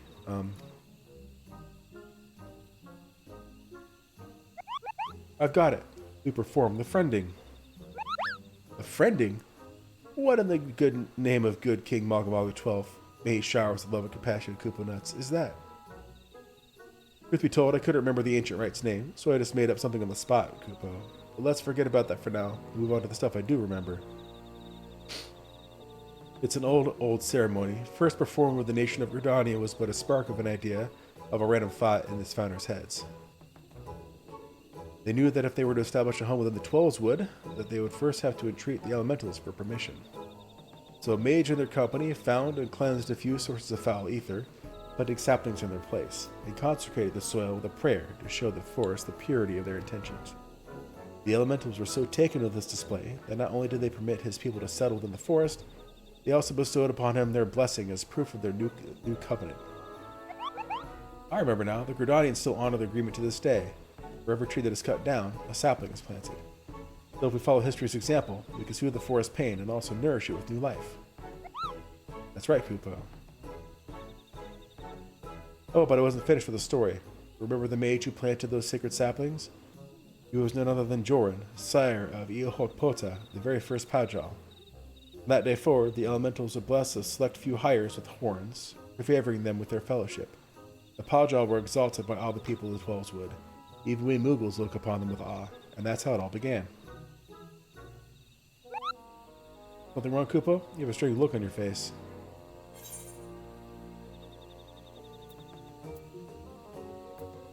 But there may be a Pajal, a former Pajal at least.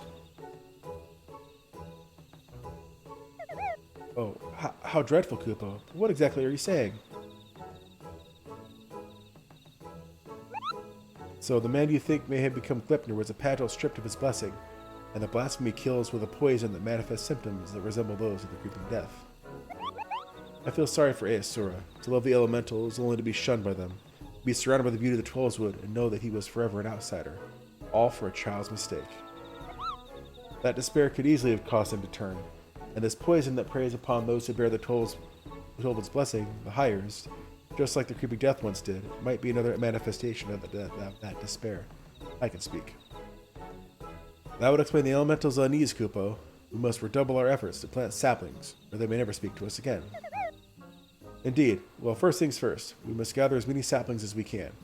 Balgazar, wait for us at the Adder's Nest. Make ready for a long and back-breaking day. Okay.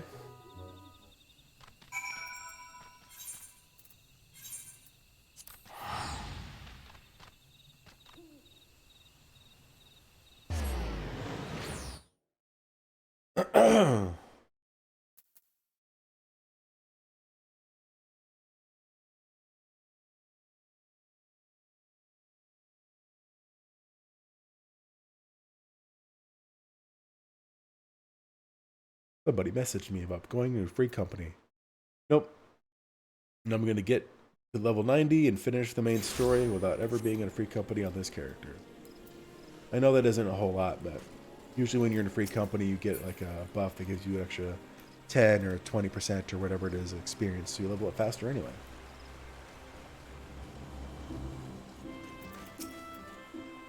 Welcome back, Malkazar. Do the Moogles have any insight into our problems?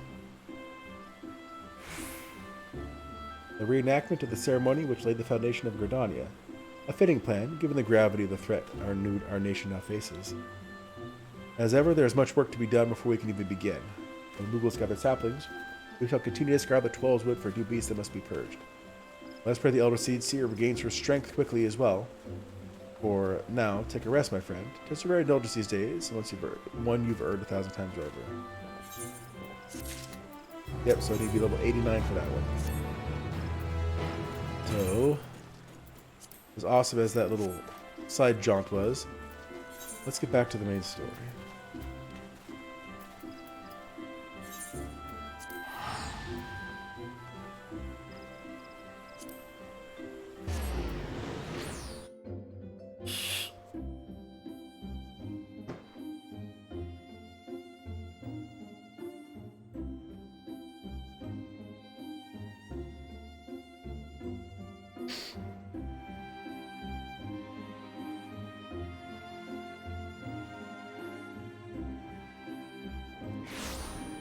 Watch this quest would have been like super quick anyway, and it's like.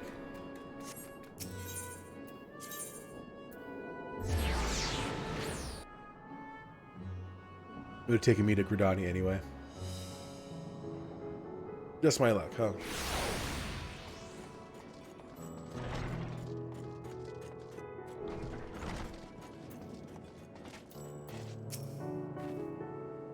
Welcome. When the satrap asked us to entertain a party of honored guests, I was wondering who it might be. This is a lovely surprise, to say the least. By the way, I heard all about Kazal from your friend Grahatia.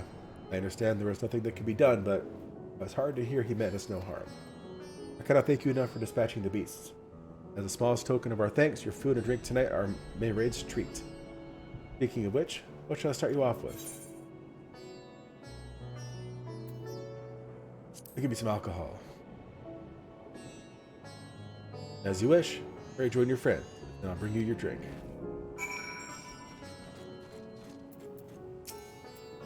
Welcome back. Whatever did Radiant want with you, pray tell? Our allies have sent military delegates? That's news to me. Mind sharing the details? Come on, I'm clicking.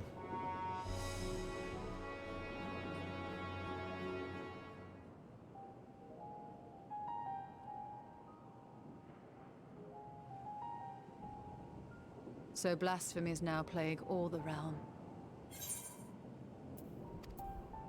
It will only get worse if what Father said is true, as it did in Amarot. If that's our model, then shouldn't we expect the effects to grow more severe as it feeds off its own spread? As if people transforming into those monstrosities wasn't bad enough. If the flora and fauna, if the land itself turned against us. No one would survive.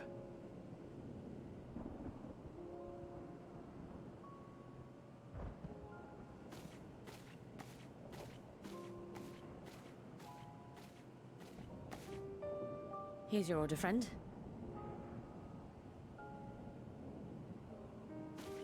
Oh man. May you find comfort in these dark times. Thanks, I guess. Where do we go from here? If there's one thing we've learned, fighting blindly and simply reacting to what comes will accomplish nothing. We must find a solution that addresses the fundamental cause. Before our strength is exhausted, before this crisis spirals out of control. Is there something, anything we've overlooked? If there is an answer, Hydaelyn herself will have it. 'Twas she who bound Zodiac and forestalled the final days. Alas, we have heard naught from her since the Tower of Babel. Whether she cannot or will not speak, I can only speculate. Even the flower she gave us is no more.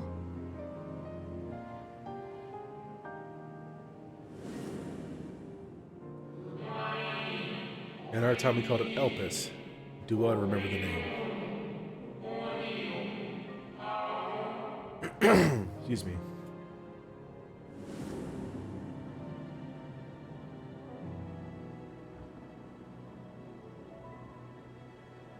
So advised the Watcher.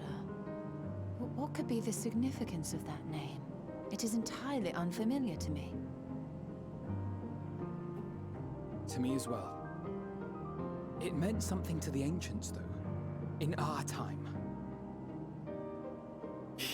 Most surely. Yet I do not recall a single mention of it in the records of Anida. Another dead end. And quite literally. It's not as if there are any ancients living we could go and ask. Yeah, there are. I can go back to the moon. Not alive as such, but not quite dead.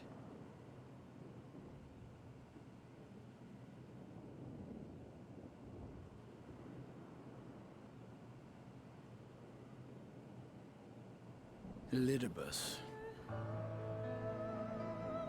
I sealed him in the White Horse site at the Crystal Tower back on the 1st. Contained within that reservoir of ether that maintains it, ether that is returned little by little to the sea, naught may remain of his soul. However, if part of it lingers, we might be able to speak with him there. I know we can no longer make that journey, but you, my friend, still can.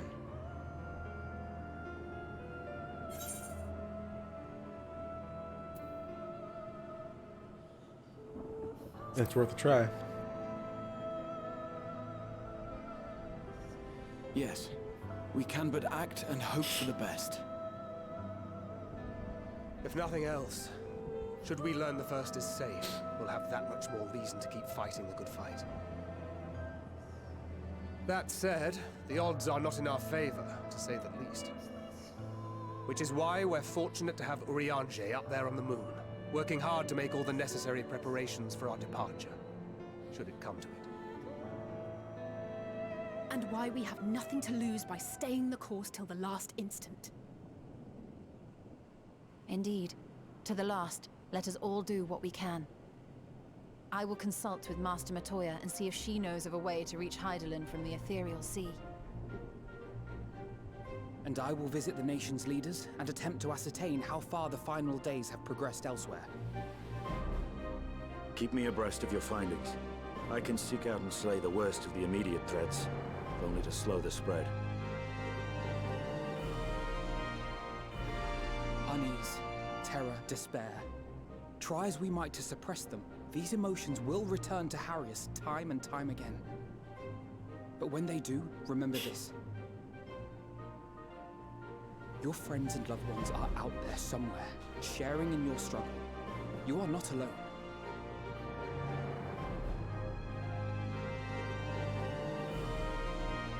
So ends the brief respite before the next revelation. Yes, so much left for you to see. Where beginning ends, and end begins.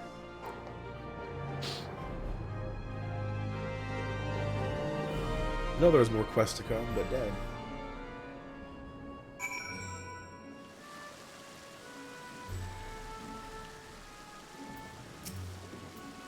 Now then, is there anything we've forgotten to mention? Are your arms and armor in good order? Yeah, let's do this. In that case, it's time we each to attend to our tasks, and when you arrive on the first, give my regards to Reed. Tell her I miss her.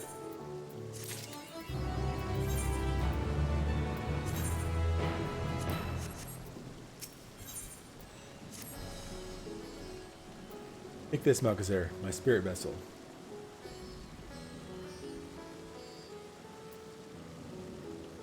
Empty now, of course, but it should allow you to operate the tower's systems in the umbilicus. If even the smallest fragment of Elidibus's essence remains, it should be possible to locate it. As for the access to umbilicus, pray seek Alina for assistance. Chances are that she still stands watch at the Extensor Gate. But cheer anyone else asks after me, tell them I'm living my life to the fullest. I am happy, hardships and all. Well, we best be on our respective ways. God's willing, we will see each other again ere long.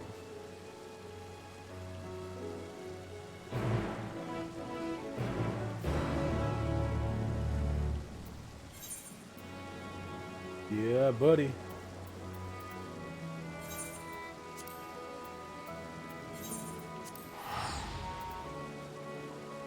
See? Nice, concise map. See everything for this for the expansion. Handy dandy.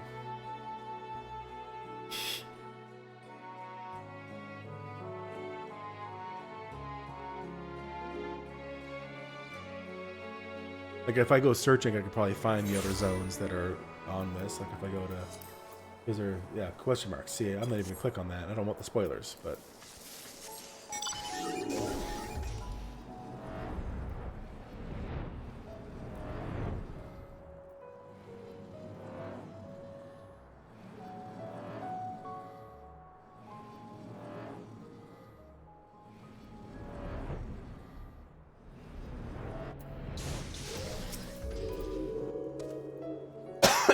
Excuse me. Sorry. Malchazera, you are returned. It's been 20 years.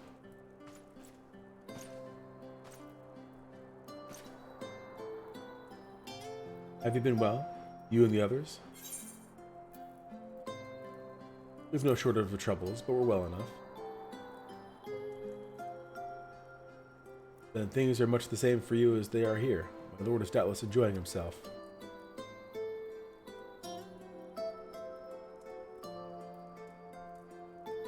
He said this to you, these exact words. Oh, I know that he is happy. Or to know that he is happy, it fills my heart with joy. Thank you, Malchazera, for taking care of him. When next you see him, please tell him not to overexert himself. Futile of a request though it is. And tell him that all is well here. The peace you gifted us continues, and we work hard to build new lives for ourselves. In the course of this, we occasionally bicker, but we've never been more optimistic for the morrow. If I had to mention one dilemma, it would be the question of our governance. Even as we speak, debate rages on over how we should run the city in the Exarch's absence. Most are of mind that the Settlement Council should continue to oversee the general running of the Custarium, while representatives are elected to determine policy and handle diplomacy. Thus far, nothing is set in stone, but however we choose to proceed, we will not replace our Lord. No one can.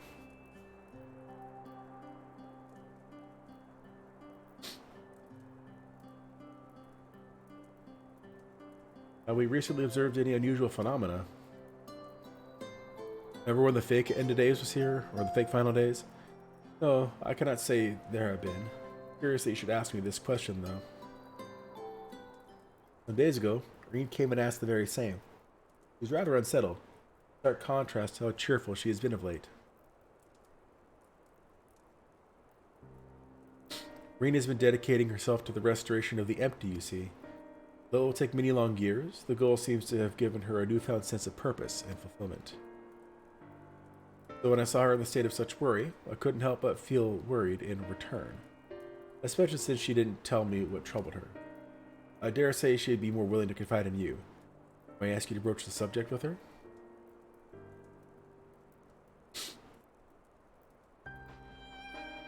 You wish to enter the umbilicus? Very well.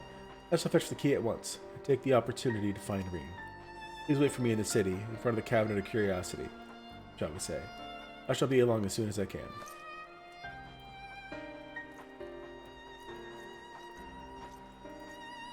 The guy's like, hey, I saluted too.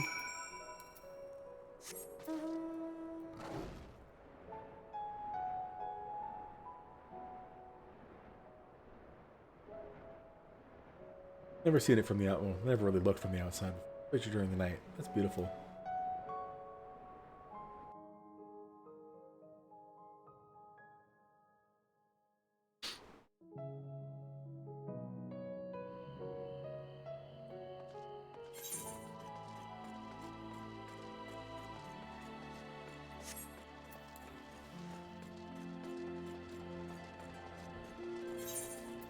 Almost 90.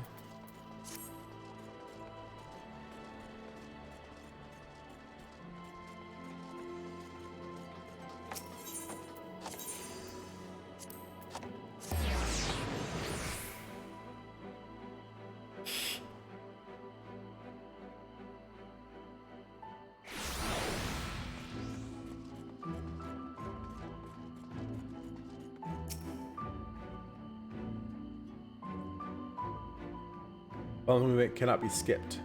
I don't have any registrations.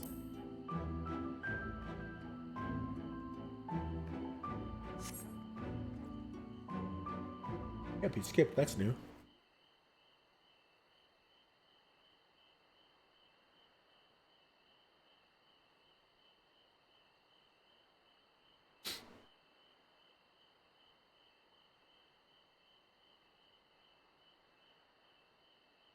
My old eyes deceive? Is that truly Malchazera?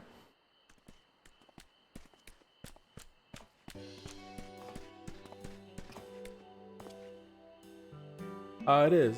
Full glad am I to see you hailing home, my friend.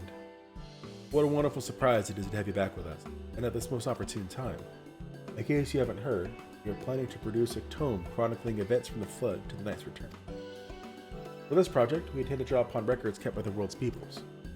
Historical and contemporary first-hand accounts will be the centerpiece of the tome, but yours will be the one to crown them all. I've been asked to contribute a chapter on the soul, a subject that is key to the understanding much of your endeavors. In the course of developing the spirit vessel, I gained valuable insights into travel beyond the rift, knowledge that will allow me to attest to your existence and deeds. Yeah. There's no end to the questions I would ask you, but if you could indulge me just one for now. In your quest to restore the Knights, you face many a formidable foe. Among them, who offered you the greatest struggle? Who did offer me the greatest struggle?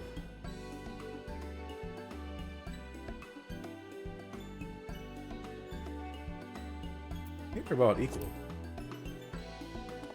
Truly, I never would have guessed. But even if I could, I suppose I would have asked. It is a tremendously eye-opening answer, and we will see that your account of this battle features prominently in the tome. I know you'd love to talk his ear off more, but we should be on our way. Those documents from Mulemore won't collect themselves.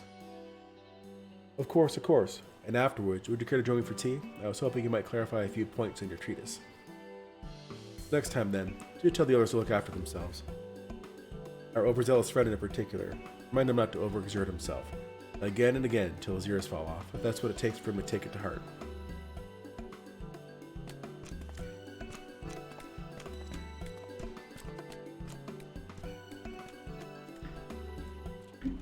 Excuse me. A bunch of people are going to come visit me? What's going on? Is that the Warrior of Darkness? Ricky Tio! It's him, it's really him. What are you doing here? If you're going to battle, could I give you some medicine? I made it myself.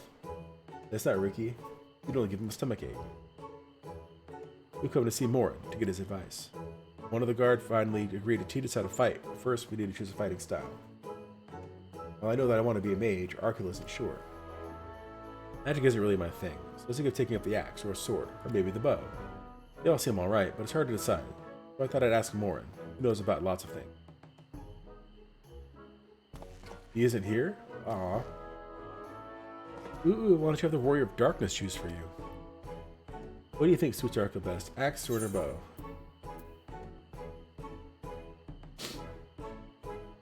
Protecting your friends, a sword. Sword. If you took up the sword, you could be just like me. Brandon, the Warrior of Light. I love that tale. Let's borrow the book today. It's really popular though. I hope it's still there. Thanks for helping me decide, Warrior of Darkness. I will start with that style and maybe try something else later on. When I get really strong, I hope to have a bout with you.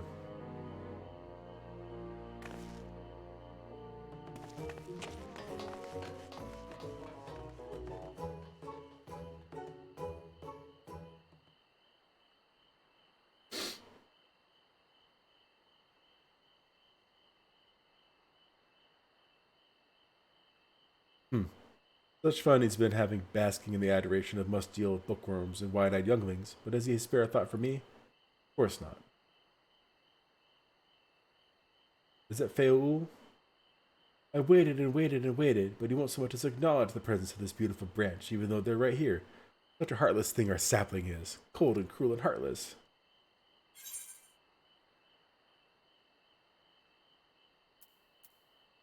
Don't you have more important things to do, Your Majesty?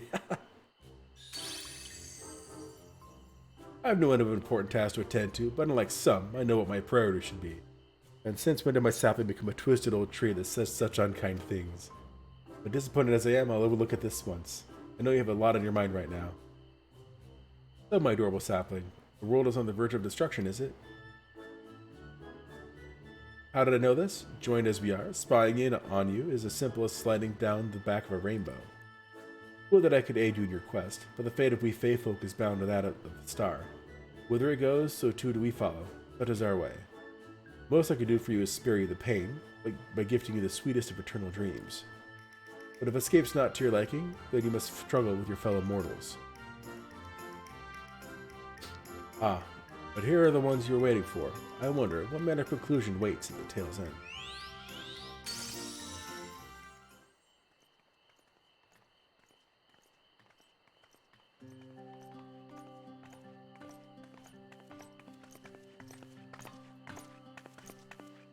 My apologies for the delay. Alcazar, it's so wonderful to see you again. You doubtless have much catching up to do, so I shall leave you to it. I've taken the liberty of unlocking the umbilicus, and you may enter at your leisure.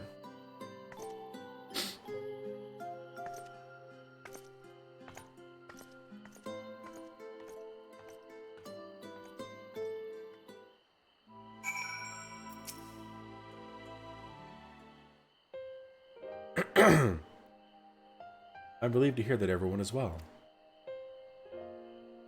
I've had this feeling like a pit in my stomach, and I was afraid that something might have happened. Maybe I'm overthinking things, but it's just that. I'm the Oracle of Light, but I've never spoken with Heidelin, never once heard her call. Even so, I've always had this feeling deep inside me, a connection to something immense. These past few days, though, the connection has wavered, as if that immense something was distant, then close, then distant again. And then the other night, I was jolted awake by the feeling it had been completely severed. Wanting some fresh air, I went to open the window, and to my horror, the sky was ablaze, like during the star shower. And then I blinked, and everything was normal. The next day, no one said a thing. No one else had seen what I had seen. As far as I could tell, nothing is out of the ordinary. I began to wonder if it was just a figment of a half-remembered dream.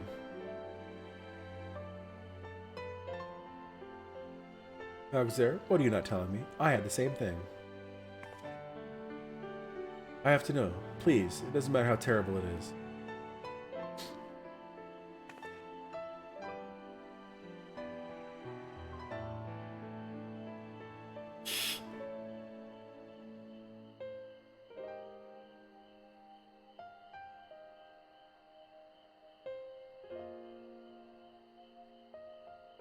It wasn't my imagination then.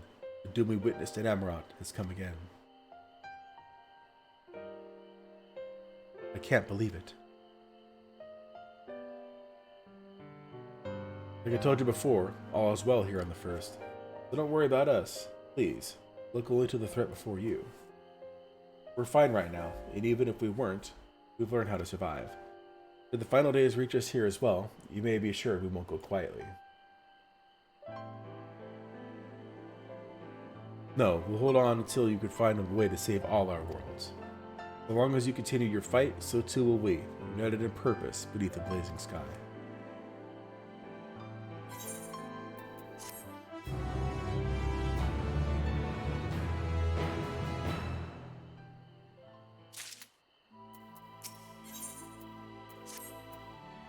You're headed to the Umbilicus to consult with Elidibus, right?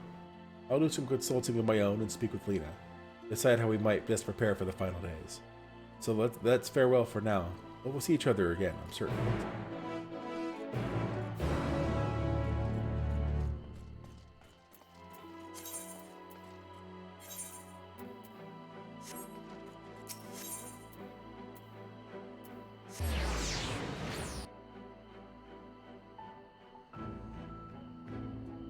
Bum, ba, bum, bum, bum.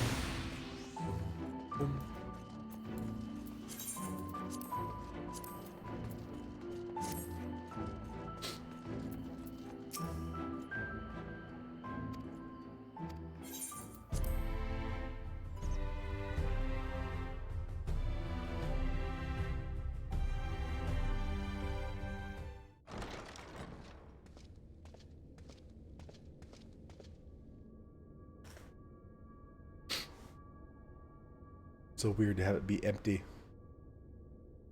Aw, memories.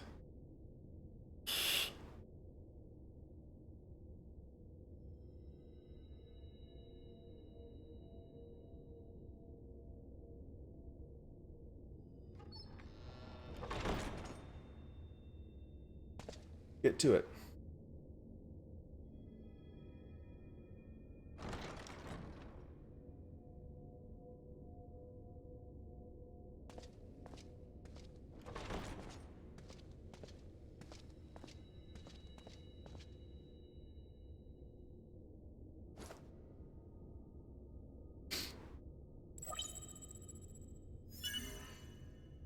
biometric authentication complete. Please state your business.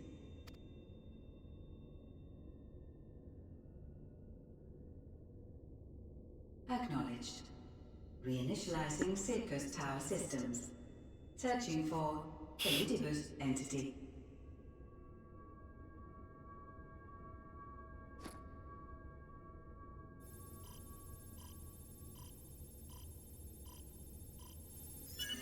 Target located in subterranean core power accumulator. Projecting image.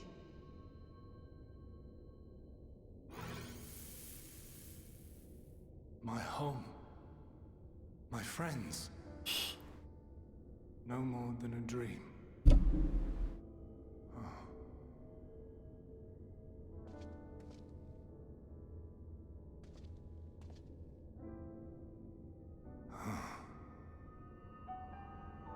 You. Why have you awakened me? I no longer sense those places beyond, or Lord Zodiac. You must explain all.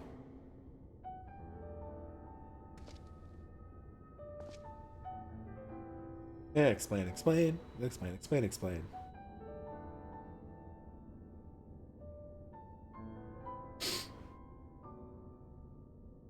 So, he is fallen, and my brethren's souls returned to the star.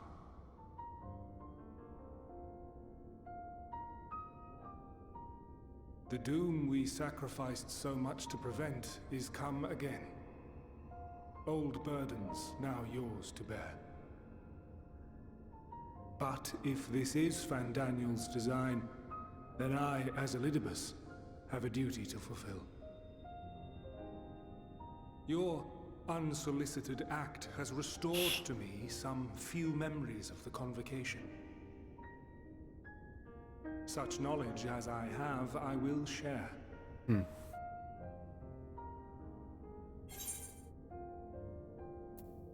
I'm sorry. Why apologize for receiving a favor of the defeated? If it sits ill, consider it payment for freeing Lord Zodiac from servitude. Where to begin? The end. Your understanding of what caused the final days is consistent with our own. The decay first took root where the currents were weakest. Yes, a conclusion drawn by him, Fandaniel. Not the him of here and now, but as I knew him, long ago. Having shed light upon the phenomenon, he dedicated himself to devising a countermeasure. Were it not for his knowledge of the Celestial, we would never have made the connection, and thence forestalled the final days. And though he inherited that noble soul, how different this last incarnation. So consumed by self-loathing and hate.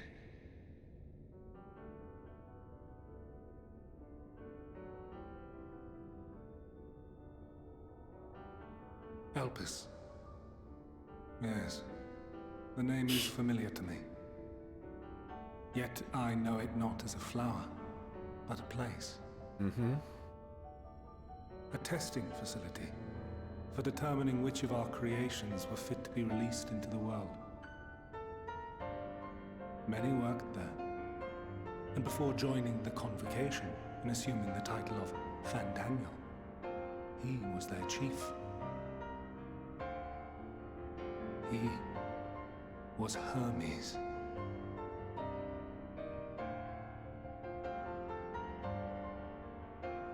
That is all I know. You know where it is? The crystals tell little of the lives the 14 led prior to their induction. Elpis itself would tell even less.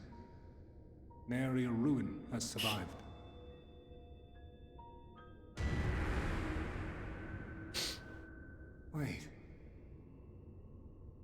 saw you there. In Elpis. No. I did not. But I did. I did. A lingering trace of impossibility. And a truth that fills my heart.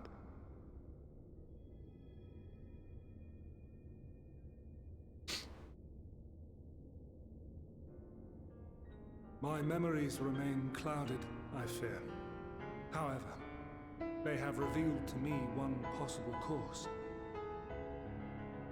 You must travel to Elpis, to the time when Hermes served as its chief. Oh, a different time.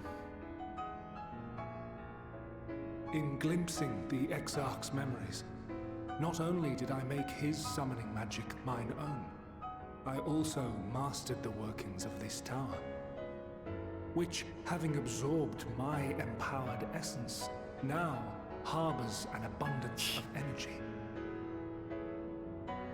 As such, I believe I can deliver you unto the past, unto that place and that precise moment. Really? Well, let's do it. Given the eons that must be traversed, the gateway will not be fully formed. Your form will be less tangible still than those warriors of light I had summoned. In all likelihood, none will be able to see or hear you.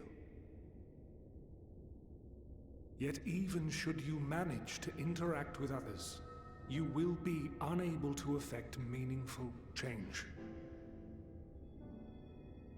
For the reality you wish to save, the reality to which you must return, exists as a result of the final days. You cannot reshape the past to undo the tragedies of the present. Cannot unmake the sorrow and suffering fated to come. In full knowledge of this, will you still entrust your life to your foe and make the journey? No.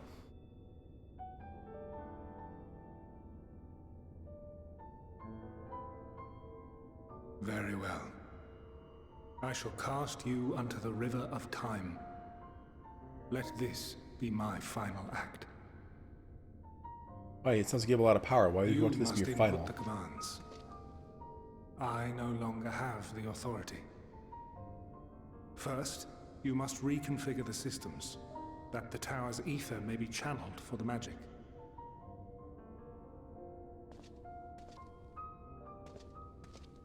Do I know how to use computers?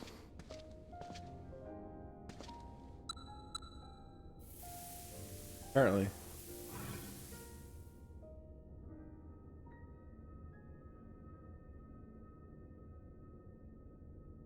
The preparations are complete. The gateway will soon open. Return at once to the Ocular.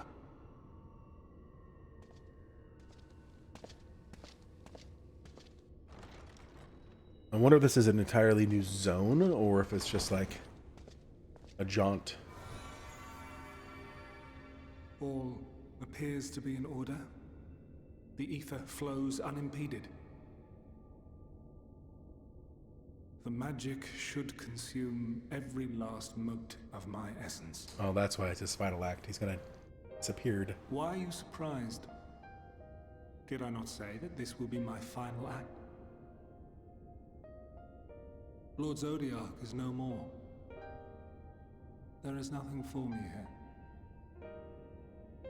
The ones I love and long to see again are waiting in that promised land, beyond memory and dream.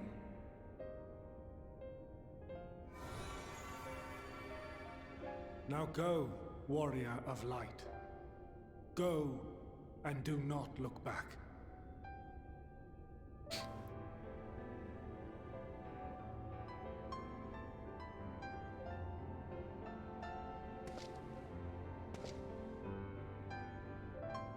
Well, Heidelin, I take my leave of you. Yours is the mantle of the last of us. May you have the joy of it, the burden, and the solitude. It falls to you now. You and your champion to save our star.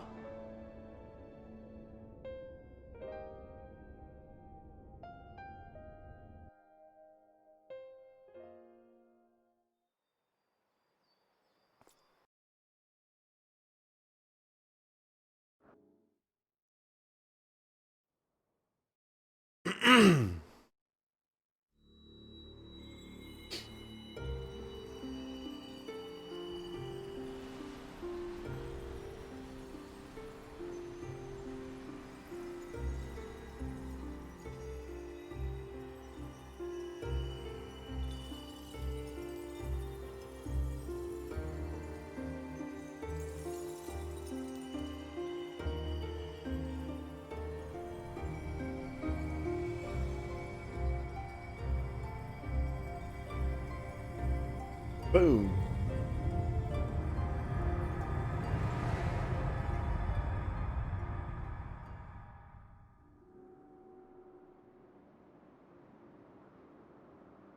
That's bright.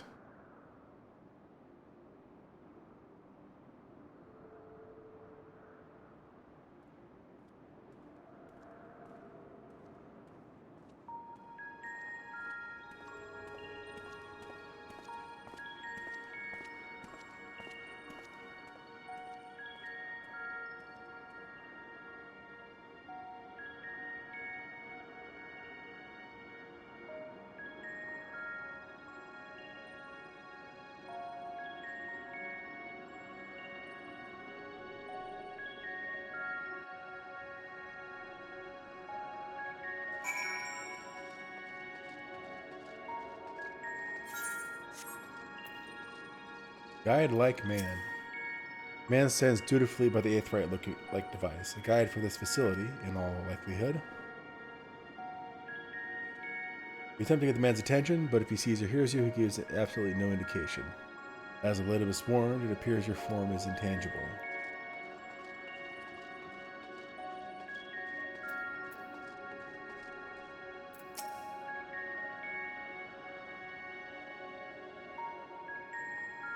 This is the right place, yes?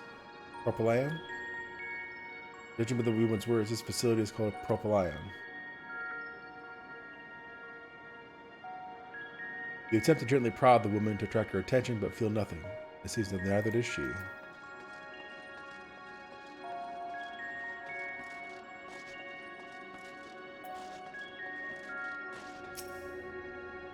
The device is reminiscent of an Aetheryte. Perhaps it is possible to attune with it.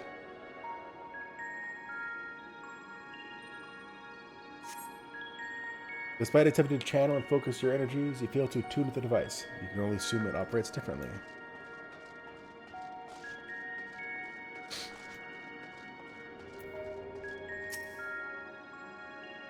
The remarkably large man wears a black robe and half-mask, much like the phantoms you encountered in Mare Lamentorum and the recreated Amarat. It would seem you have made it to your destination.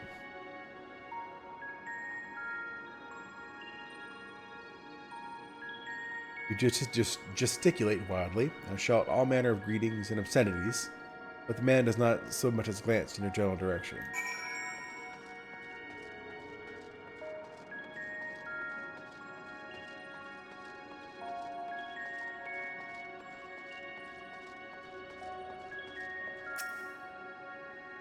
You suspect this door leads outside, but how do you open it?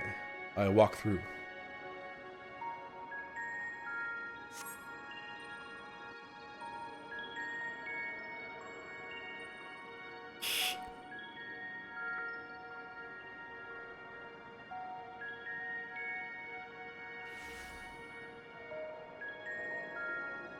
And here we are, Elpis. Well, well, how rare to receive you in person. To what do we owe the honor? Oh, just a few odd tasks. We'll be here a while. You're welcome to stay as long as you see fit, of course. As a matter of procedure, however, I must ask that you kindly remove your masks.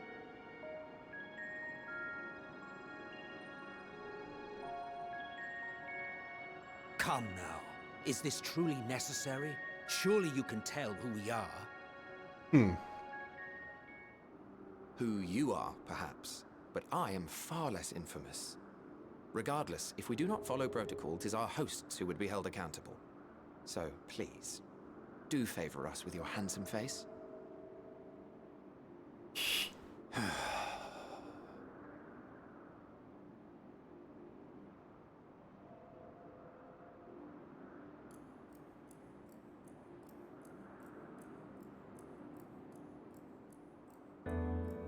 Emmett Silk.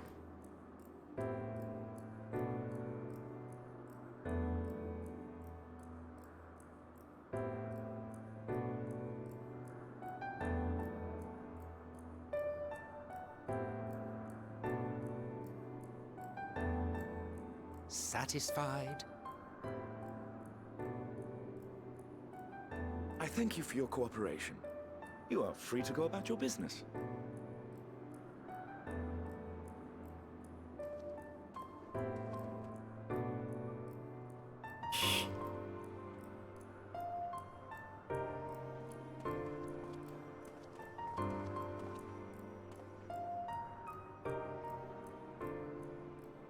By the by, you see it too, yes? I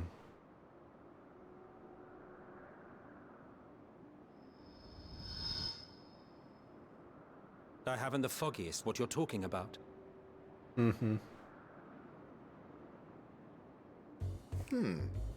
That's odd.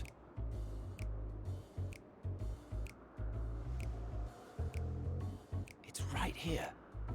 A bit thin in the ether, but there's no mistaking it. The color of its soul is almost identical to Azem's.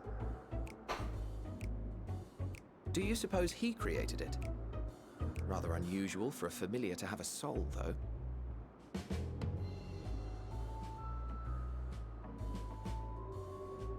Their eyes are Don't cool. ask me. All I know is that it's trouble. Doubly so if it's his spitting image. So let's leave it be. Come now.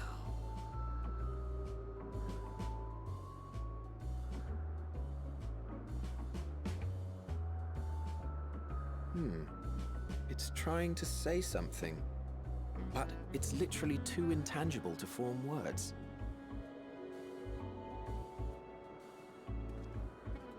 Why don't you give it some ether? Spare a snifter of your bounteous reserves.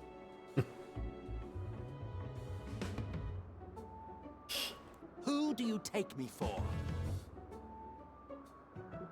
Why, a dear friend, of course. One who wouldn't let acts of kindness, such as my accompanying him on errands to far-flung outposts, go unrewarded.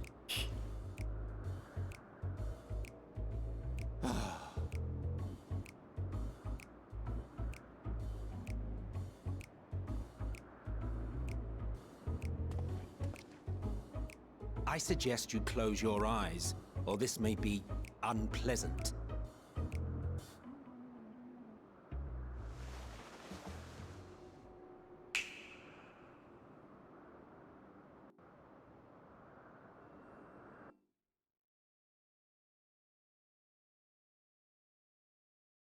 Did it just give me a body?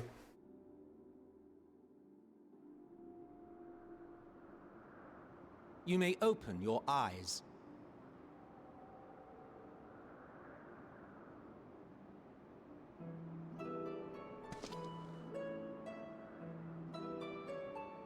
Are the same size as you guys, at least? Oh, yeah. Huge.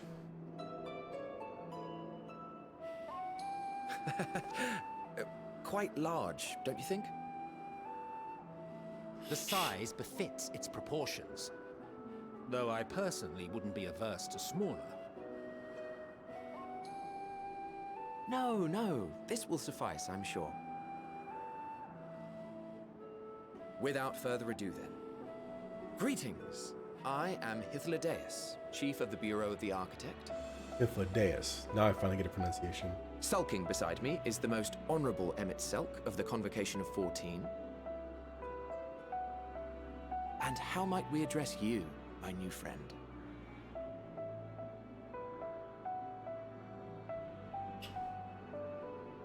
A fine name. And I'm pleased to see you understand our words. So, tell us, whence have you come? The thinness of your essence suggests you weren't created here.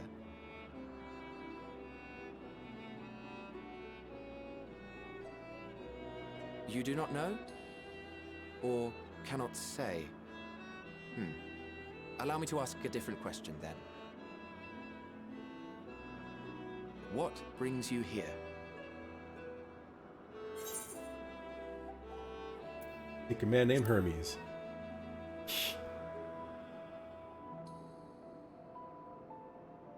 Well now, the same as us. Perhaps Azim wished to come too, but had to settle for a familiar. If he truly wished to be here, then he would be. Right you are. My apologies if we've given offense. The two of us can discern the color of souls, you see, and yours happens to resemble that of a friend. And with your purpose matching our own besides, we jumped to a hasty conclusion.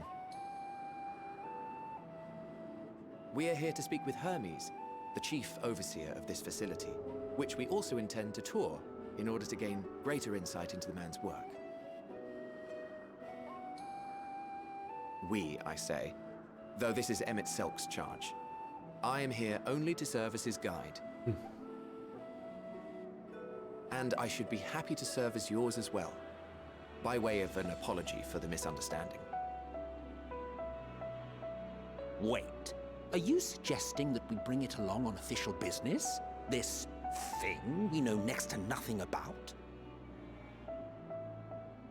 If you harbor suspicions, better to keep it close than leave it to its own devices. Wouldn't you agree?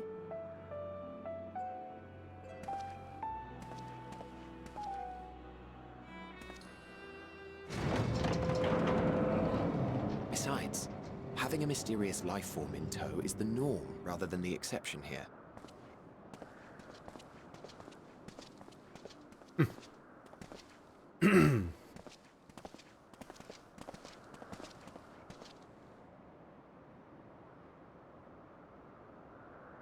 Welcome, my friends, to the testing ground of creation at Heaven's Edge, Elpis.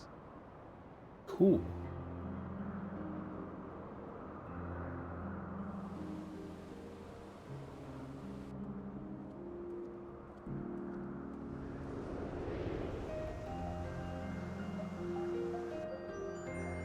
Aw.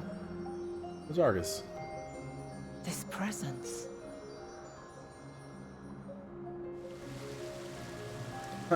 Back some bottles.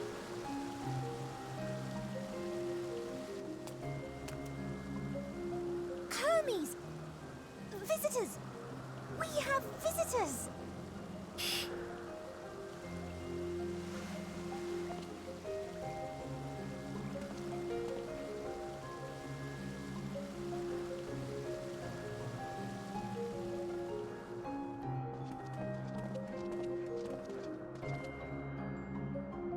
What secrets are you hiding, I wonder?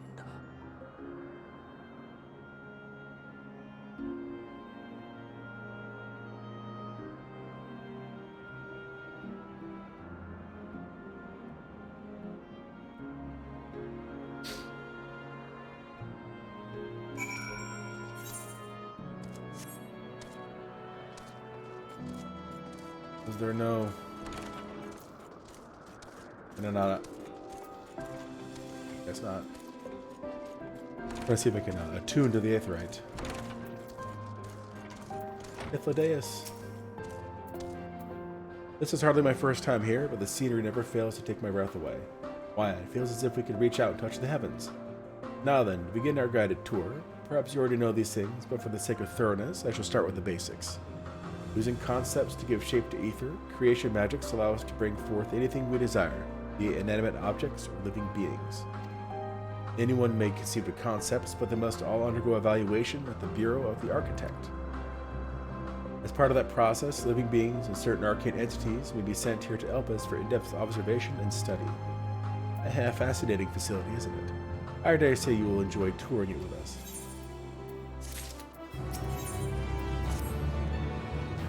Now then, our friend Hermes. Aside from overseeing the facility, he also conducts his own research.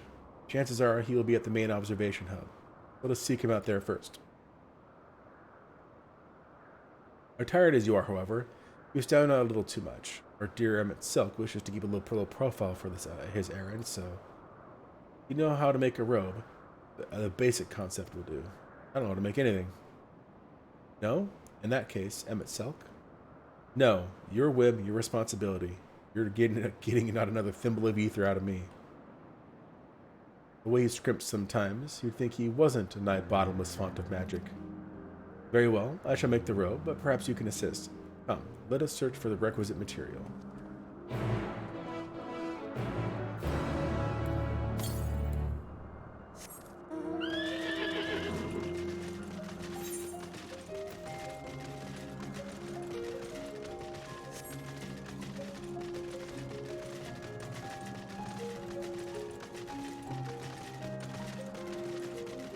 What do you need from me? What do I need to get? Yes, these creatures should suffice.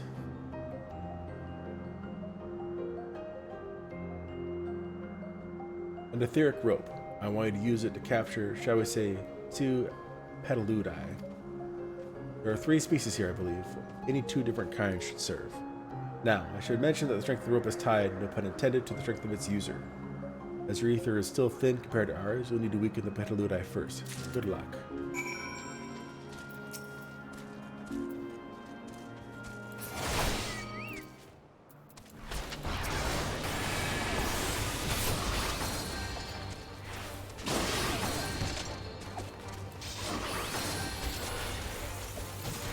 Meteor.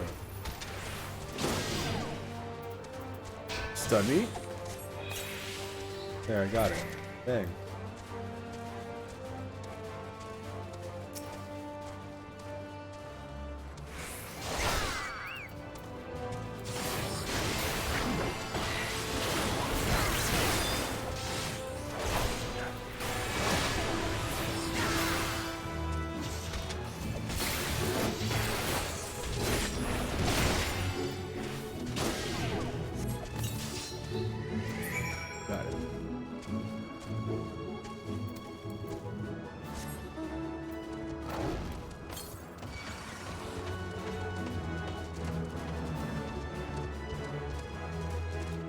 We're playing Dark Souls? Man Serpent. You've caught the petaludi? Come, let us see.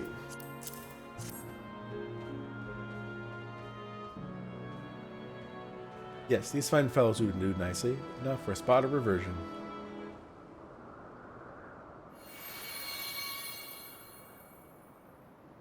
There, it's ready.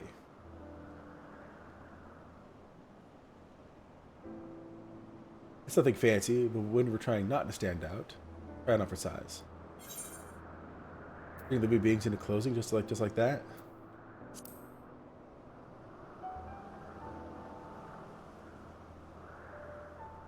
Well, not just like that.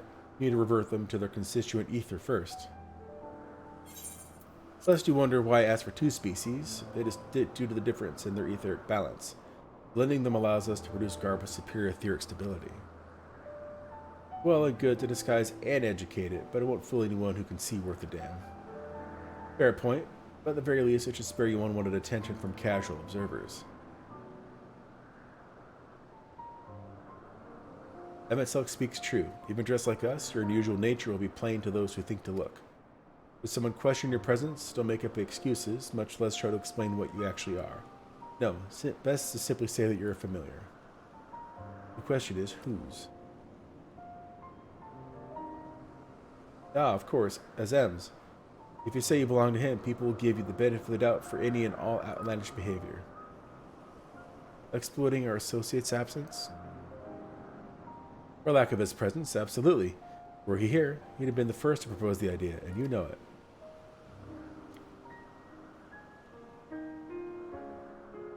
With that, the story is settled. Let us continue with our errand. Do I actually have to put those on?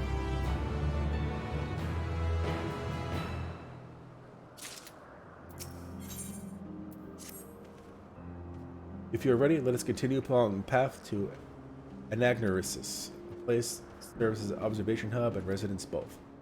Someone there should be able to point us in the direction of Hermes.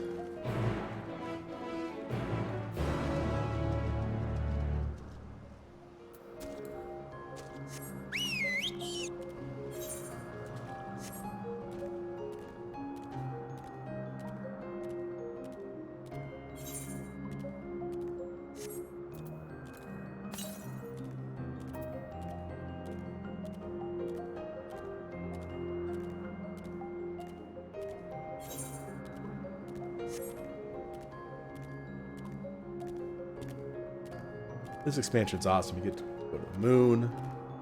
You do some time travel. It's nuts. I wonder what the last zone's going to be. If it's this as awesome as this is. I'm going to go... that's kind of far. I'll do it first.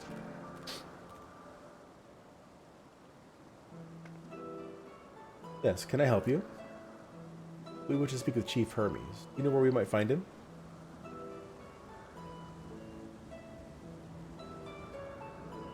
Well, no. By your mask, I assume you were one of the 14.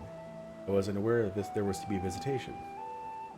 Between you and us, it's something of a surprise. Your discretion in the matter would be appreciated. I see. My lips are sealed.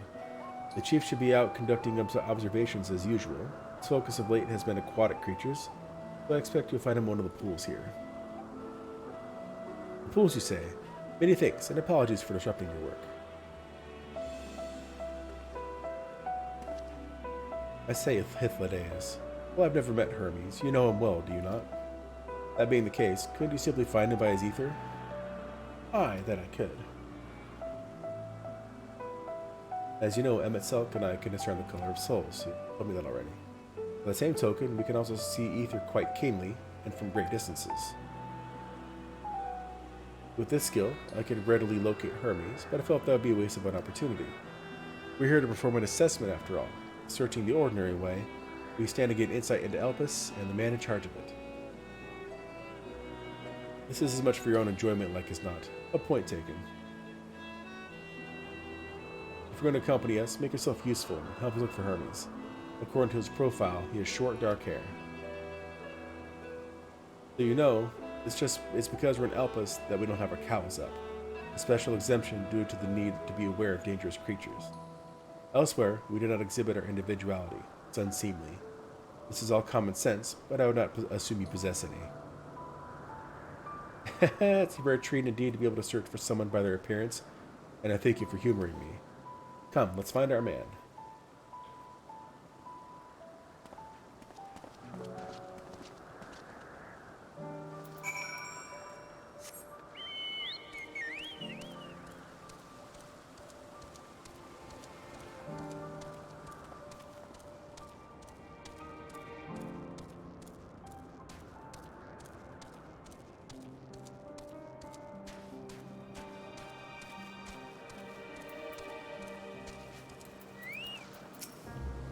Found him.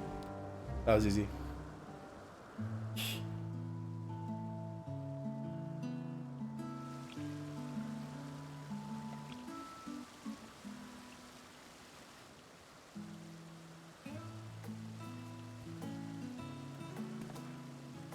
Huh. You are...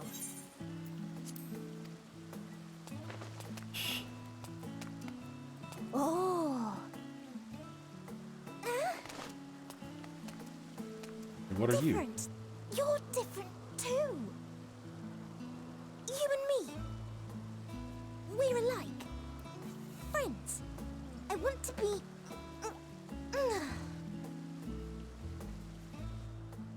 Wait. Please. Wait.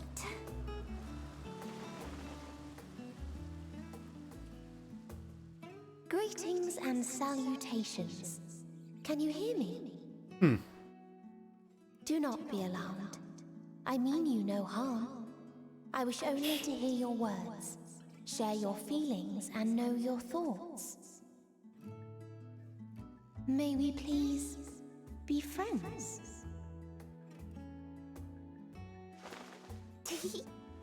May we please be friends?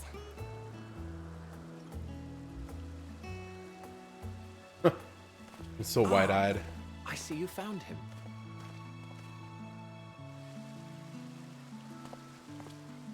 It's Ladeus.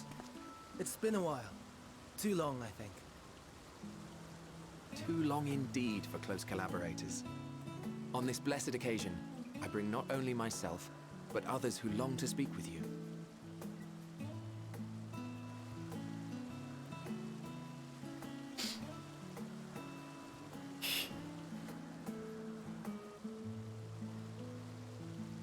You are of the convocation? Emmett Selk at your service. Do I have the honor of addressing Hermes, Chief Overseer of Elpis? You do.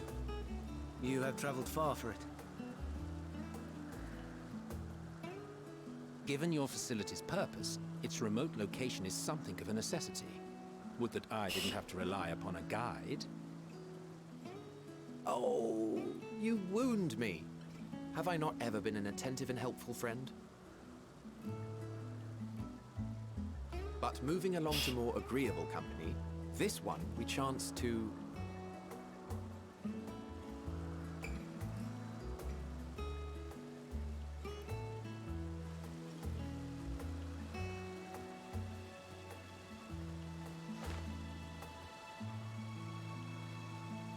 Well, you certainly have her attention. Is she one of yours, Hermes?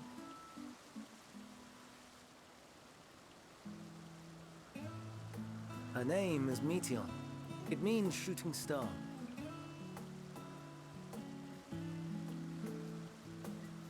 I think they would know that. If I may make an observation, her ether is terribly thin. I fear she might dissipate at any moment. Nor do I believe you've made a submission to the Bureau. I would remember such a concept if you had. I haven't, as you say. I judged it too early. She's a pet project of mine, still undergoing preliminary testing. But rest assured that I will attend in person ere long. Very well. Being an authority on flying life forms, I appreciate that you are exacting in your work. I shall look forward to your submission. If we have finished with the perfunctory chit-chat, I would discuss official matters. By my coming, I trust you already anticipate the subject. Aw. I have an inkling, yes. Please wait in the main building yonder. I shall join you as soon as I've returned these creatures to their homes. What's wrong, Hermes? The Nemestoma is missing. Good thing you guys can see ether, right?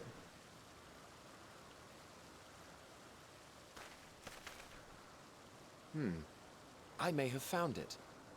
A creature with the self-same ether as those there, nestled in the boughs of a tree outside the grounds.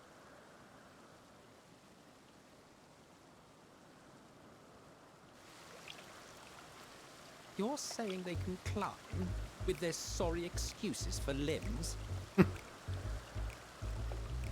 The fashion has been to imbue aquatic creatures with the power of flight, ever since the words of Metron created a sky-swimming fish. The Ambistomas too can fly, if only slightly, and they could conceivably climb a tree. Whether they can come down safely, however... Excuse me.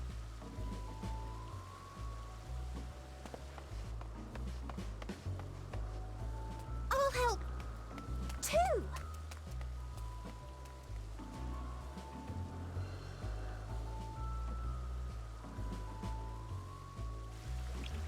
What are we supposed to do with this lot?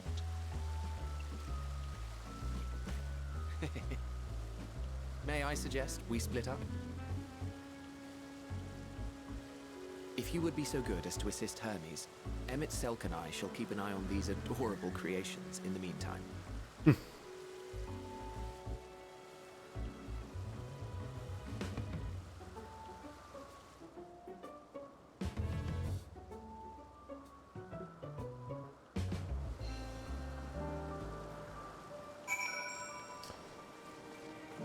I'm gonna go get this first.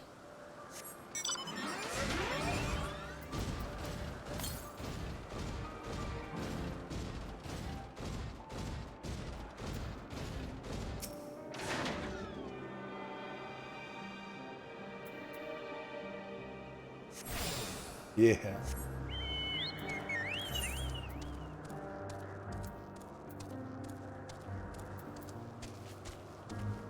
Well, most of these are in other. Come on, can you get not really what?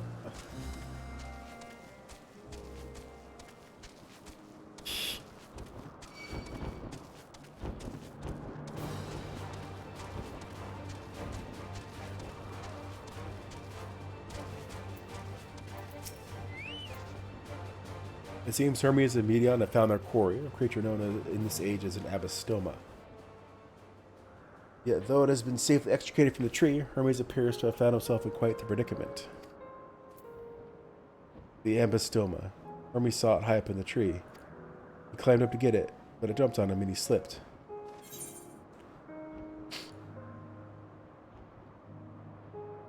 Oh, there he is. Do you need a hand? No, I'm fine, if a little embarrassed. Now, for your own safety, please stand back.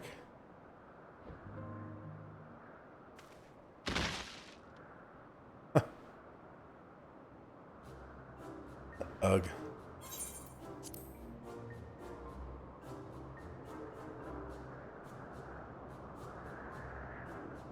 Hermes, are you alright?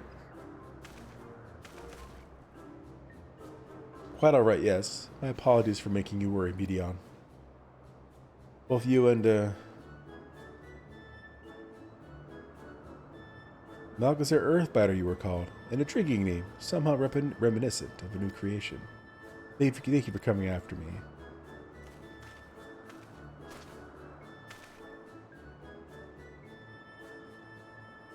As for you, little one, you must be more careful.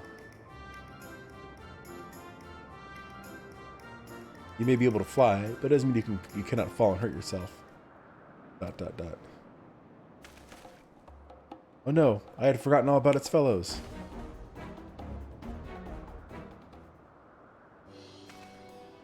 Truly, what a relief.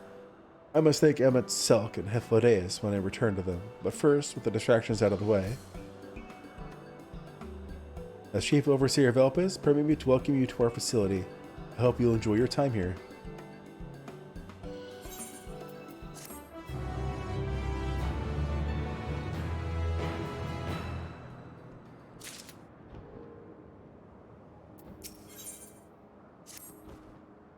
Well, we mustn't keep the others waiting. Let us return to Anagnorisis.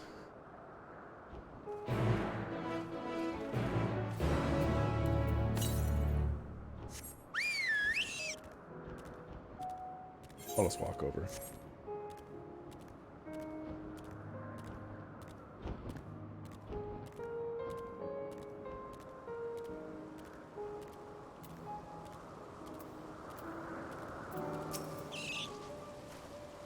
Apologies for the trouble. Owing to your kind assistance, all the ambystomas are safe and well.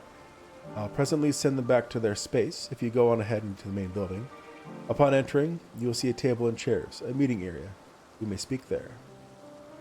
Very well. Take care not to let the creatures slip away again.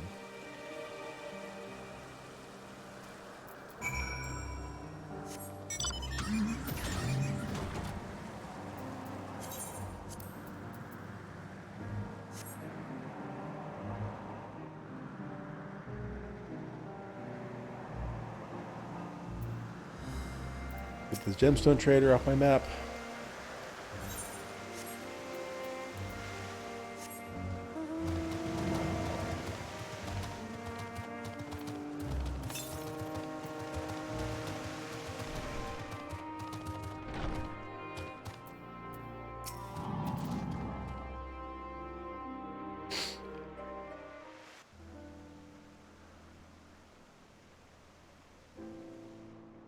This appears to be the place.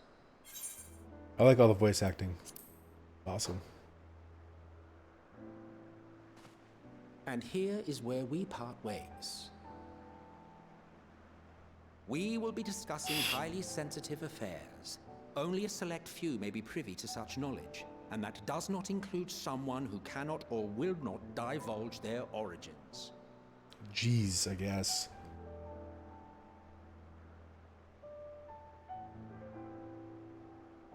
What? Will I have to remove you by force?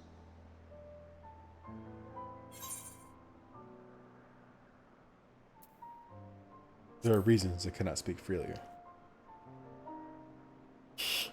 Let's hear them then, these reasons of yours.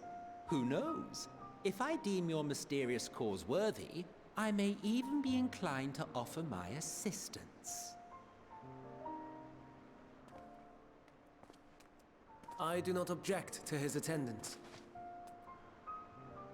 Hermes, this is highly irregular. Perhaps, but I believe he can be trusted. Meteon would not have taken to him so quickly otherwise. Moreover, the presence of a third party may help me to maintain composure.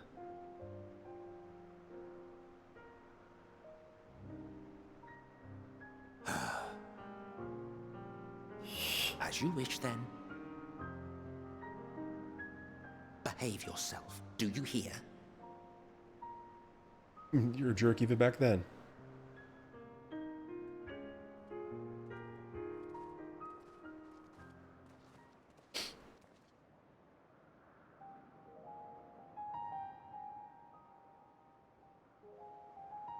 So, it's finally happened then.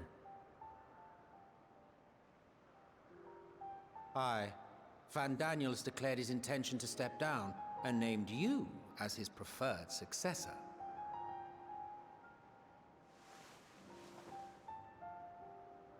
In recognition of your knowledge and your works, the Convocation is giving the recommendation due consideration.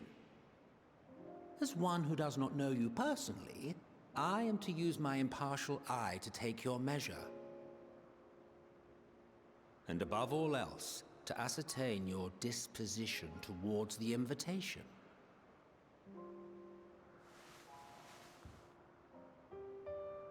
I understand that you and Fandaniel are close.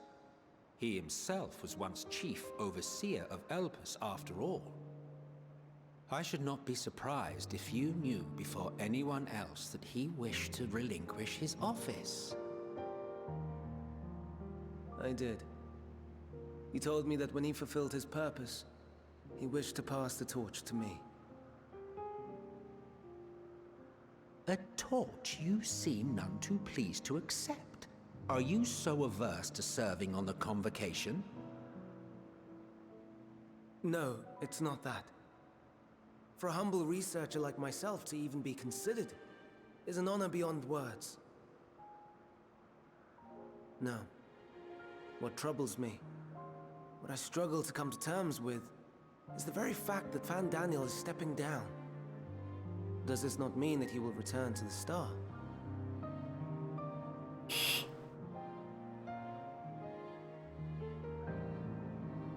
Of his own volition, yes, like so many others have before him.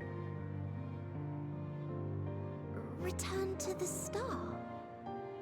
Does that mean die? Well now, that's not a word I hear often. Is that what you say here in Elpis? Mankind is the life of Atheris. Each of us, a drop of blood flowing through its veins, bearing sustenance. In our finite time upon it, 'tis our duty to make it a better place, that all who call it home, now and in future, may abide in happiness. To that end, we have dedicated ourselves to the pursuit of enlightened creation. And by our efforts did we transform this once untamed wilderness into the peaceful paradise you enjoy today. To return to the star whence we came is a privilege afforded to we who have so loved and nurtured it. A choice embraced by those who have lived their lives to the fullest, in service to our world. And when they depart upon this journey, it is beautiful, always. The 14 are no exception. 'Tis believed no occasion is more felicitous than the fulfillment of one's duty. Our office becomes our lives, and to retire is to return, or so the majority of us hold. Some few have elected to eschew custom.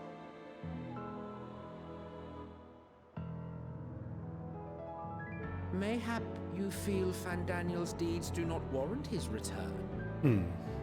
Yet you should know his accomplishments as well as any. During his time, he conceived of countless outstanding concepts.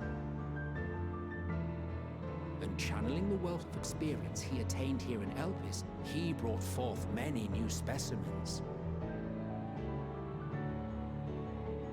I know of all this. I do. It's just, I cannot fathom why someone so great and wise, who could still do so much good, would want to end it all.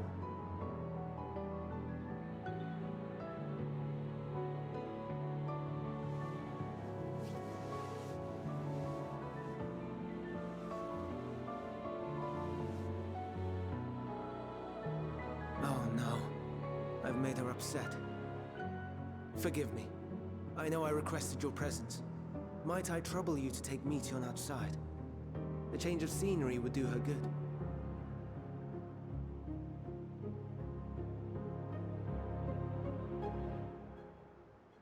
It's because we're friends. Right?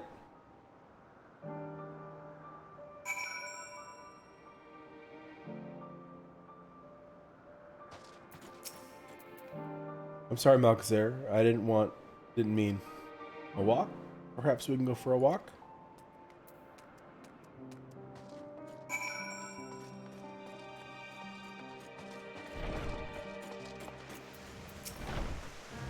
Hermes gets sad when he thinks about death. When others are sad, I'm sad too. That's how I am, how he made me.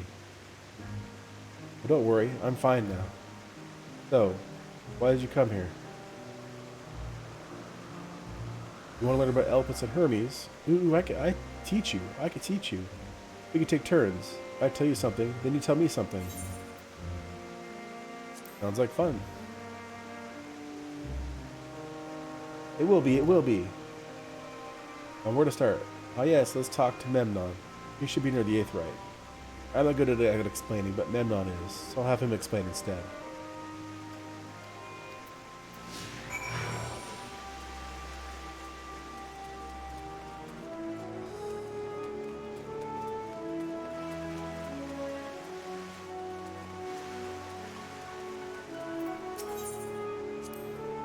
Ah, the Aetheryte. Anyone can use it to teleport anywhere. Well, maybe not anywhere. Not to the ground or other isles. For that, you need teleporters. Oh, and permission. What have we here? They look like a person. You have a remarkably large and robust physique. I assume you are familiar like Medion. Is there something you need? This is Malkazar. Can you teach her about Elpis? Newly arrived familiar, is he? Very well. I should be glad to introduce our fair facility to him. As you know, it is mankind's duty to make the star a better place. As part of this duty, we employ creation magics to bring forth new life. However, we cannot simply release our works into the world, for it would lead to chaos. No, any and all life forms must undergo extensive testing to determine their fitness to exist. Testing which is conducted here in Elpis. Every candidate is subjected to rigorous study, in which we identify their properties, surmise what habitats might be suitable, and speculate as to the effects that they may have on the environment and other species.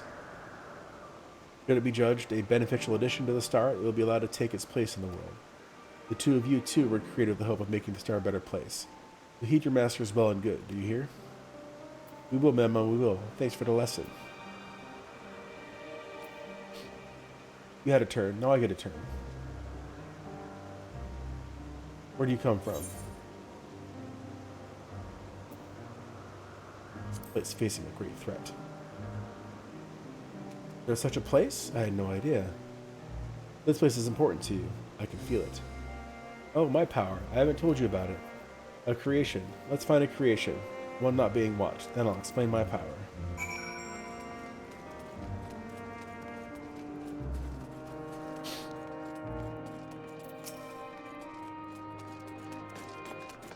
Is it the spoon bill? Or the shoe bill?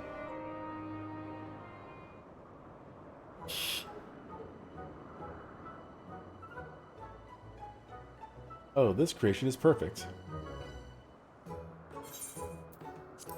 I don't remember seeing it before. Perhaps it's new. Anyway, I'll try reading its mind. That's my power.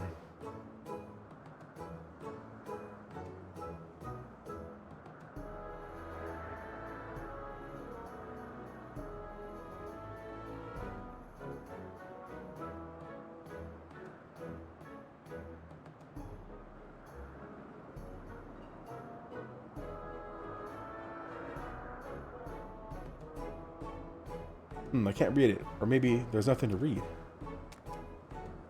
Wait, please wait. I'll try again. With you this time.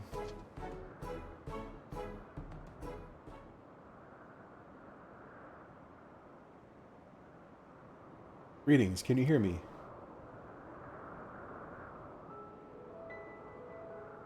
This is my power. I can read the emotions of those around me and project my emotions to others in return. I'm not actually speaking to you in your mind. Rather, you are converting my emotions into words and intention, a process performed subconsciously by intelligent life forms.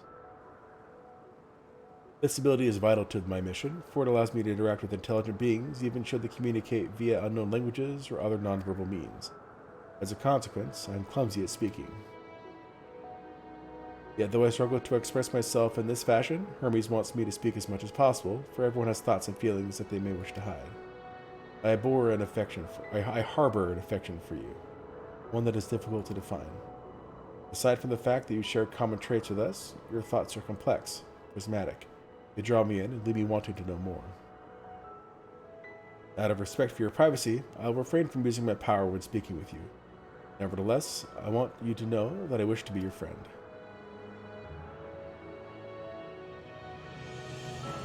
Did you hear me? Good. Now it's my turn again. So, what are you good at?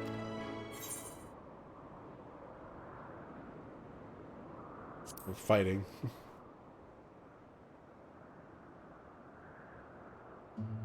Oh, fighting. That must mean you're strong. Hermes is strong too, but he doesn't like to fight, even when creations fight him.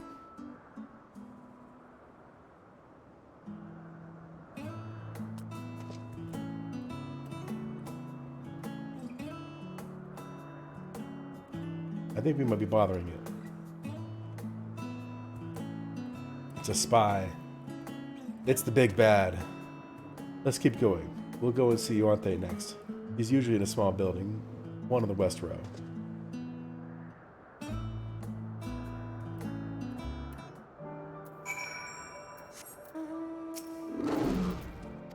Dot, dot, dot.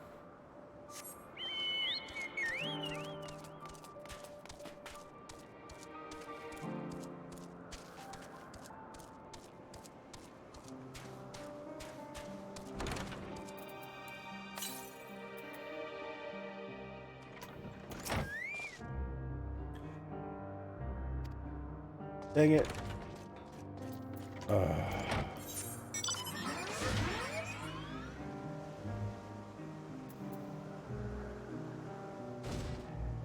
Did I lose her? I need to go back into the spot and get her.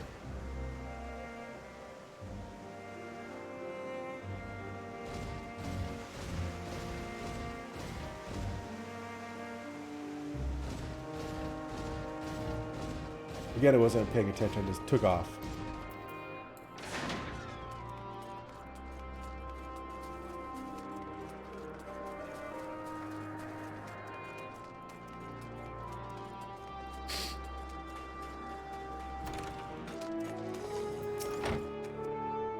Well, if it isn't Medion. I see you brought a friend today. Greetings, Yanthe. An apple. Could you make me an apple? The kind Hermes likes, covered in syrup. I want to share with Malcazer. Oh, candied apple? Hermes is certainly partial to them, but you know you can't eat median. You were made to do so. But I like it too. It may seem that way, but it's due to your ability to share others' feelings. You've taken Hermes' likes for your own. In any case, I can't prepare an apple right now, but I'll bring one for Hermes soon, I promise. I'm sorry, Malcazer. I wanted to show you my favorite thing, and I could ask about yours, but I failed. I'll tell you anyway. Oh, that's what you like? Yes, I can feel it, your joy and happiness. Makes me happy too. Thanks for sharing with me, Malcazer. Well, we've walked and talked a lot. Maybe Hermes has finished talking too. Shall we go and see?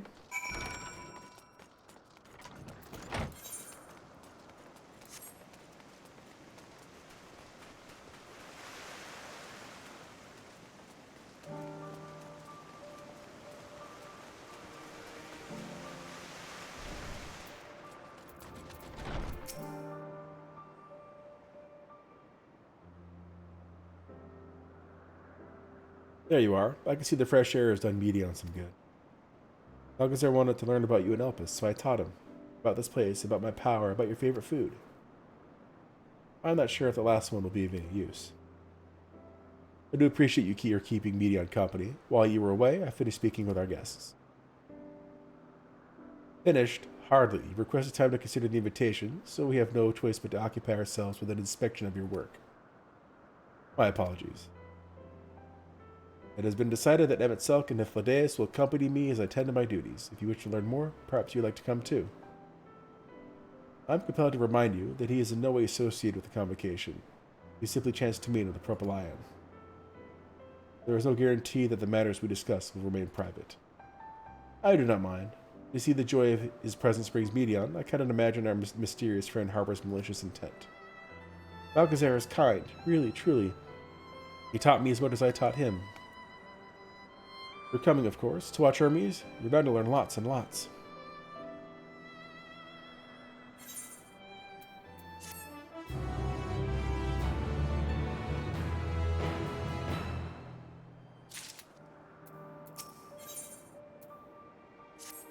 Oh, excuse me. If everyone is ready, there are a few creations I need to check on. First, we shall return to the spot where we found our wayward ambystoma. Have care when you step outside a hub, for there may be more unruly creatures about.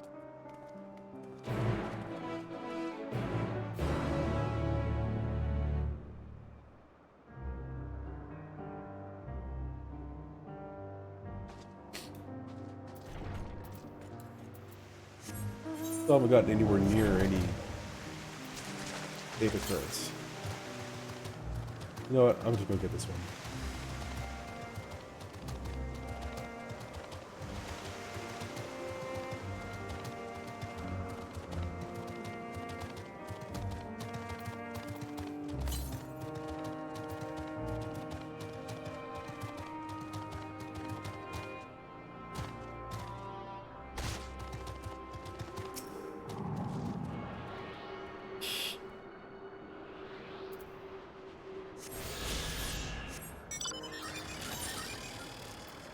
Finally. He's got on the list.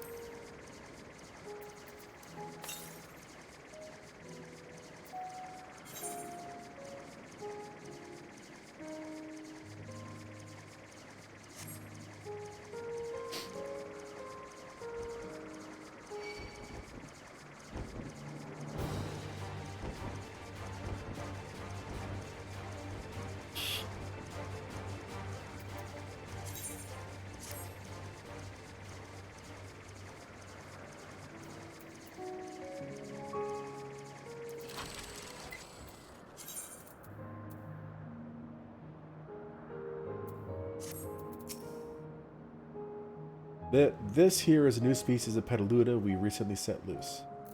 It has been doing very well, managing to maintain a stable existence thus far. If it can see its observation period to the end of that issue, we shall release it into the world. Tell me, do you know the difference between living beings and arcane entities? It is the presence of a soul. The soul isn't something you can choose to have at will. No, it manifests only in those beings whose forms adhere to the laws of creation, that can endure on their own. Beings that do not fulfill this requirement, such as those spontaneously born of magic or natural phenomena, do not have souls. No matter how much it might resemble flora or fauna, if it lacks a soul, then it is considered an arcane entity. So you see, it is not for mankind to decide what is living. That domain lies beyond our manipulation, and it is hubris to assume otherwise. Come, let us head to the nearby beacon. I received a report that arcane entities have gathered there.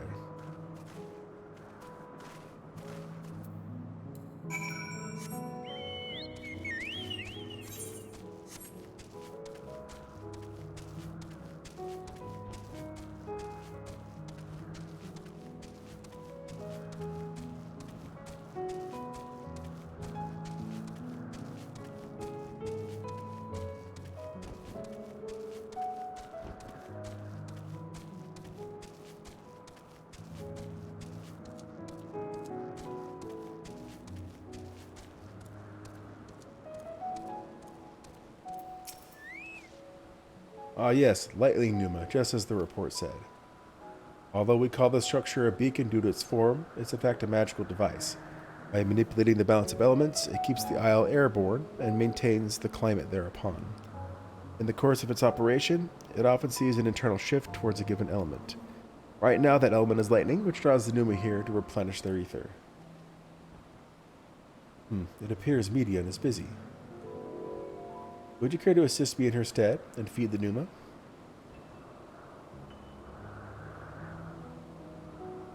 By using this lightning converger, you can harness ambient lightning and focus it into a ball. A veritable feast for our dazzling friends. Come on, give it a try.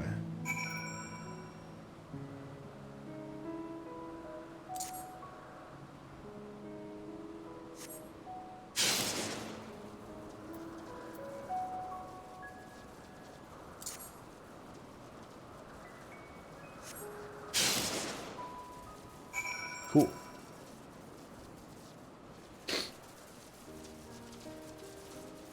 Perfectly done, Malkazer. Look.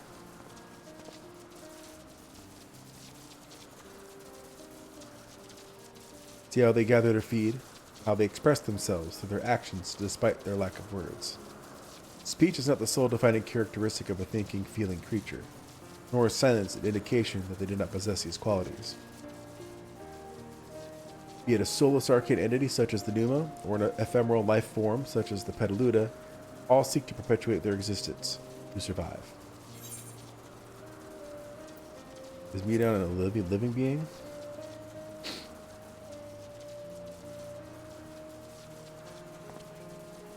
A good question. I can answer it from a theoretical standpoint, but it ultimately falls to the Bureau of the Architect to pass judgment. Those with exceptional vision, such as the Fleflodius, may be able to ascertain her true nature. But to me it doesn't matter. She is herself, and that is all I need to know.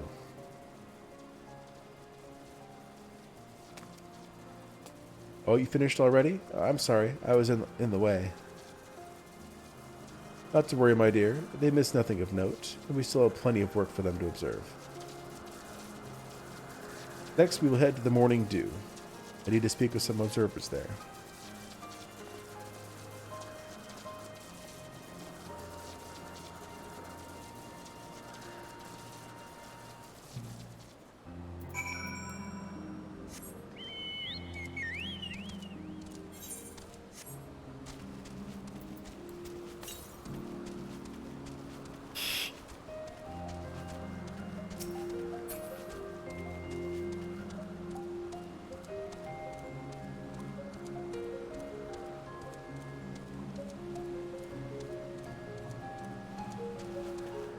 There's an ether current up here.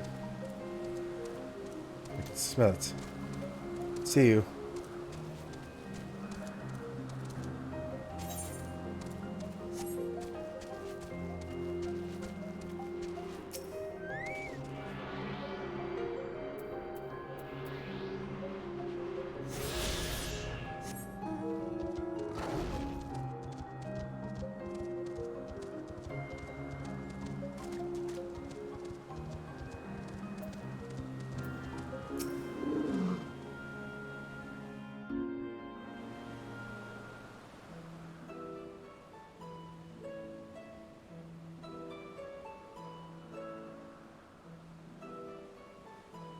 Amazing, is it not?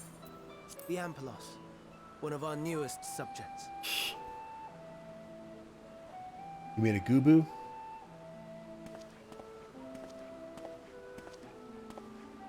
So, how are we coming along?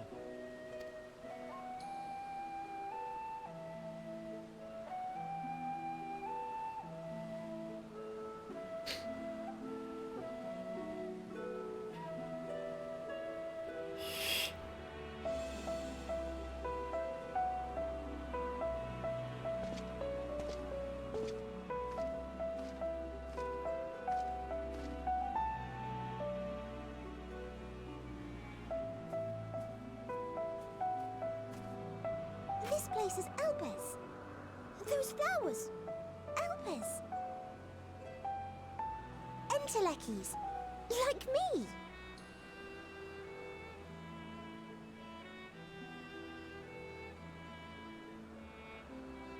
They are a product of Elpis, and so named for their birthplace. A happy accident, born of the hands of a former researcher who loved beautiful blossoms. Unique for how they change color, to reflect the emotional state of those nearby. Though be it here or elsewhere, they are seldom seen in any hue save purest white. Reflect the emotional state, you say? By what means do they achieve this? In creation, there exists an energy wholly apart from ether, one driven by emotions. In like manner to how we manipulate ether, this flower is subject to the influence of said energy.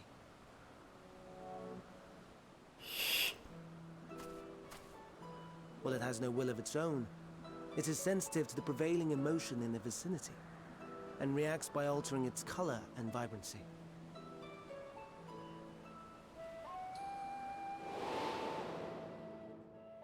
Akasha? It is one of the unseen energies defined by Harnish alchemical theory. Though a gross oversimplification, some describe it as an essence influenced by feeling.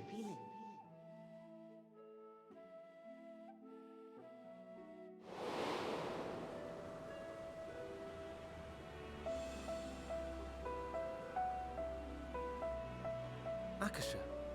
Though I'm not familiar with the term, your description suggests it is the self-same energy. Dynamis, we call it.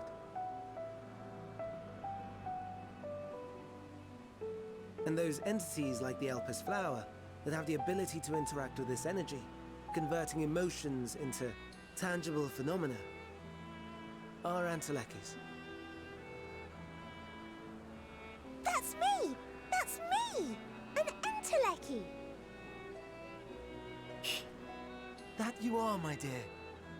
And no ordinary one at that, but the first possessed of free will.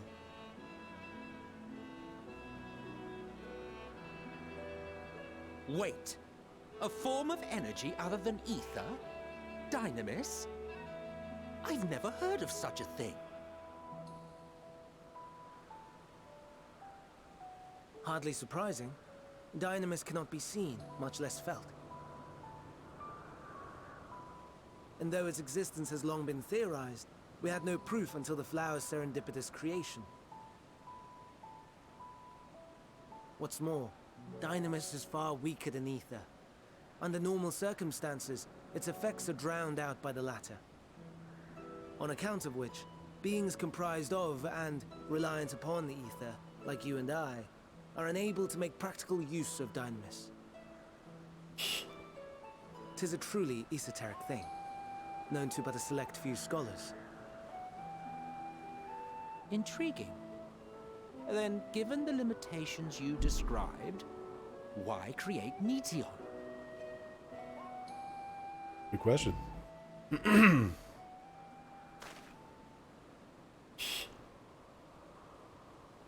Our star, Aetheris, is especially rich in ether, so much so that its name is derived from it. However, when we consider all energy in existence here and in the vast space beyond, Dynamis may account for as much as 68.3%. The more abundant form by far. Were we able to control it, we could open the door to limitless possibilities. And bring about the final days on accident. Or on purpose. It's not unlike a gently flowing stream, unable to break through the dam of ether barring its path. But if we could imbue the stream with the vigor of a raging river...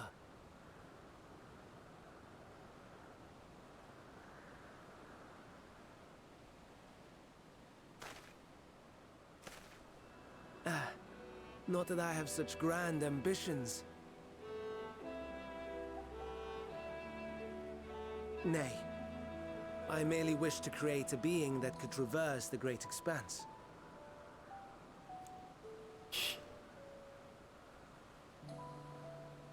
The relative scarcity of ether beyond the bounds of this star was a concern. And so, I looked to another source of energy by necessity.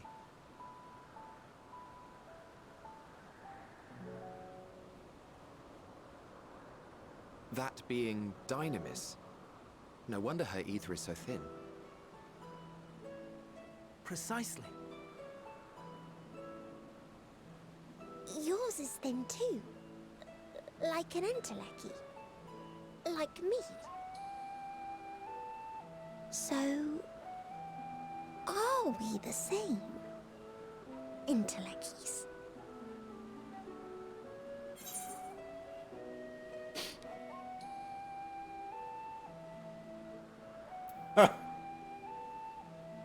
If I'm thin, it's because Emmett Silk didn't do a proper job. Well, aren't we ungrateful? Mayhap I should revert you to the pathetic, faded thing you were.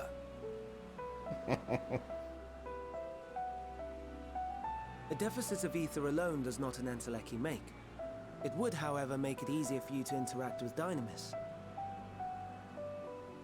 And limited though its influence may be, this quality could prove the difference between victory and defeat. You do well not to underestimate it.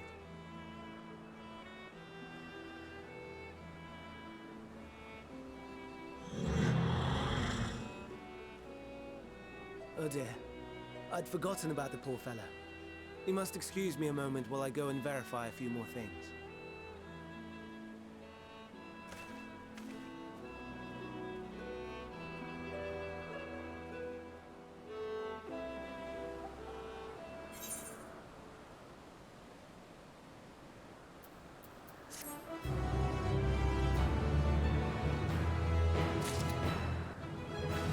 Level 89, almost there.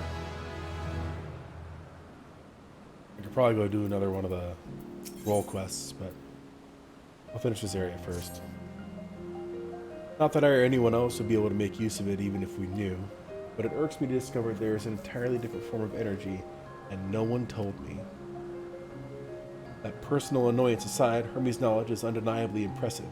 Given that there are none among the 14 who specialize in the Celestial, he would be a welcome addition.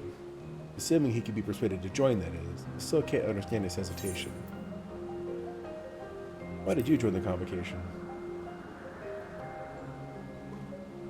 Oh, you wish to know why Emmett Silk was chosen for the convocation? I should be glad to share the tale. It began when... Not another word. Unless you've forgotten, we're here to learn about Hermes, not me. My misspent youth is not your concern.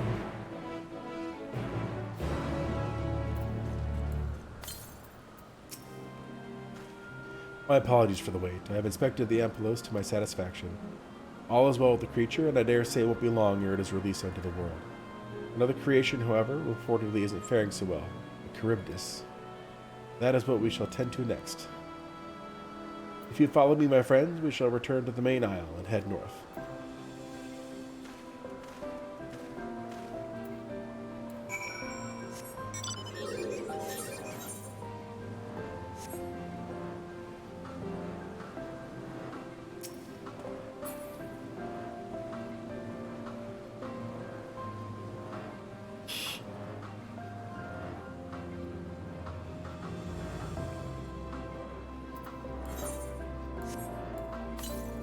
Well, this one says there's something to the west, so I'm going to go get that real quick.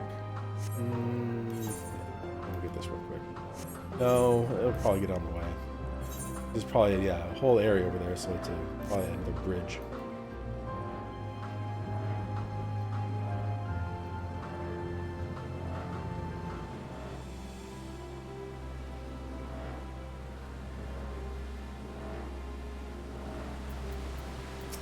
Ooh, it looks like a mini Leviathan.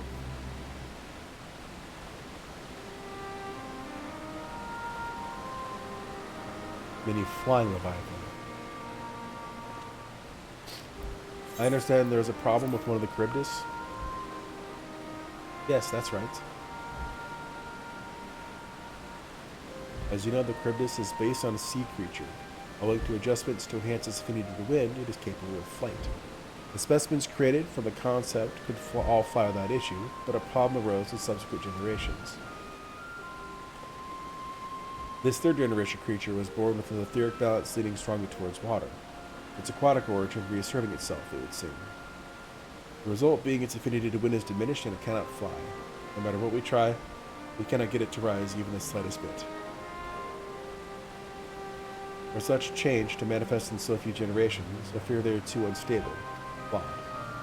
With your permission, I will revert the creatures and recommend to the Bureau that the concept be revised. With its etheric balance leaning towards water, the Charybdis would indeed struggle to manipulate wind. Yet it is too early to conclude that it cannot fly. Having failed at first, it may simply have developed a fear. I shall transform and fly with it, helping it to manipulate wind until it finds its wings. What? You needn't go to such lengths.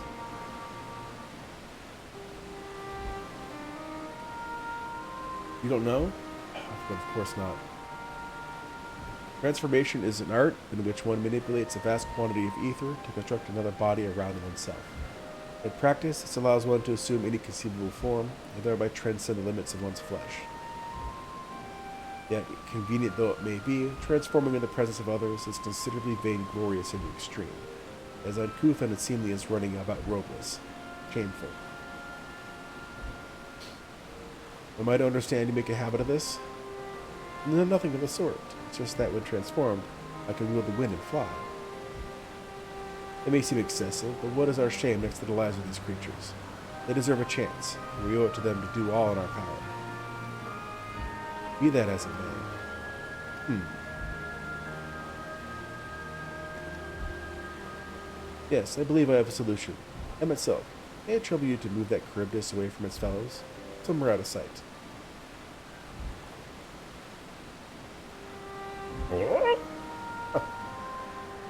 Meanwhile, I'd like the rest of you to help me prepare here. What mischief are you scheming now? No mischief, I assure you. I but spare you the need to report to your colleagues that Hermes committed an indiscretion. So have a little faith and run along.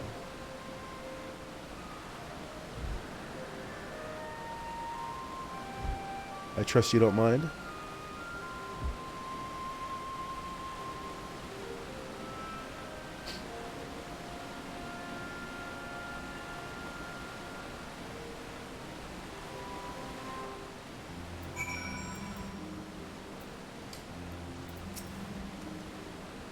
Emmet Silk is out of sight? Good, let's speak of the plan.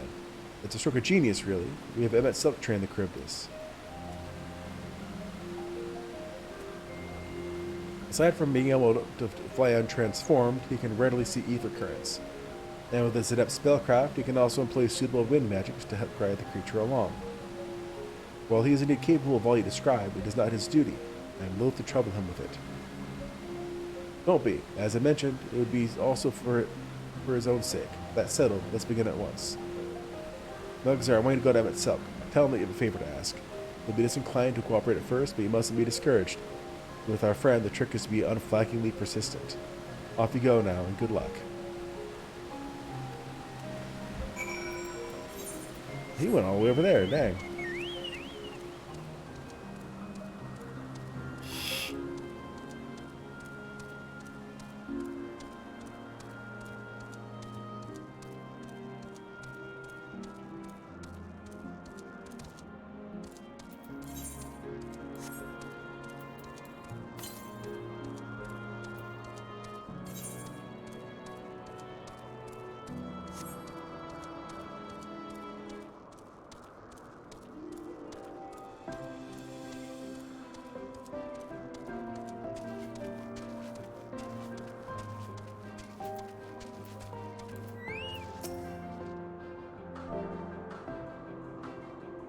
I have a favor to ask.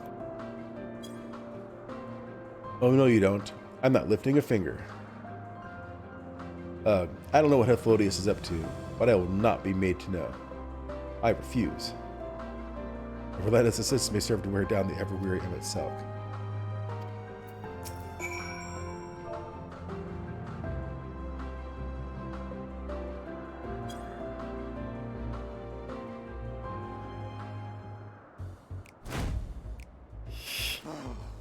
No, no, no. You are not foisting this nonsense on me.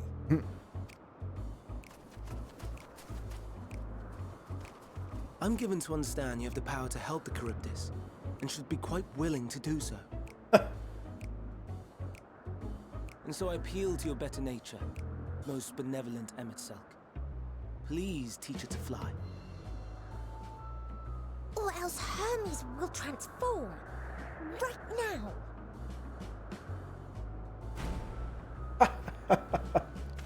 Now, there's no need to go quite that far.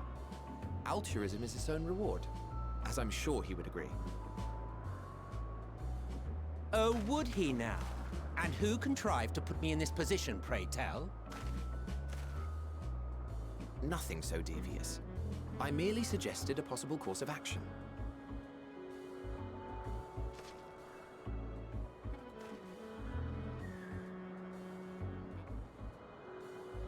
Please, Emmett Selk. Please.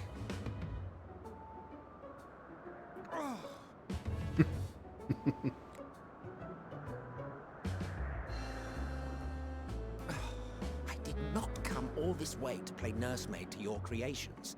I'd thank you to remember this favor and let it be the last.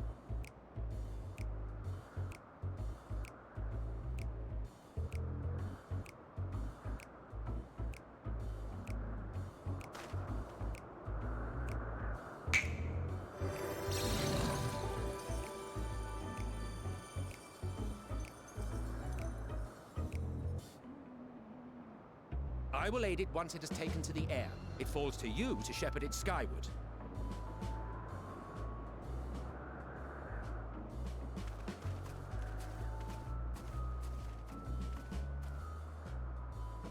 Well, let's relax and enjoy the spectacle, shall we?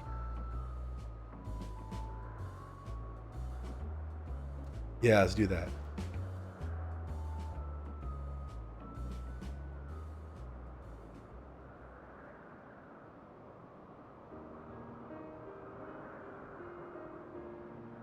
You were wondering why Emmett Selk joined the convocation. Truth be told, he wasn't the first choice for the office. I was, on the strength of my ability to see ether.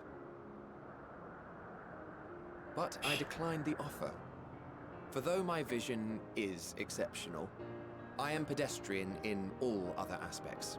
Worse even, quite abysmal when it comes to manipulating ether, for example. Couldn't transform even if I had a mind to do so. What good is the ability to perceive a problem if one cannot act to address it?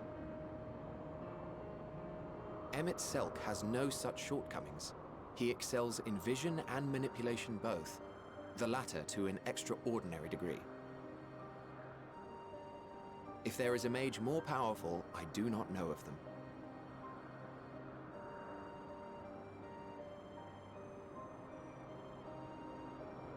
Thus did I recommend him for the office in my stead. And I wasn't the only one. Far from it. Countless others vouched for his skill and character.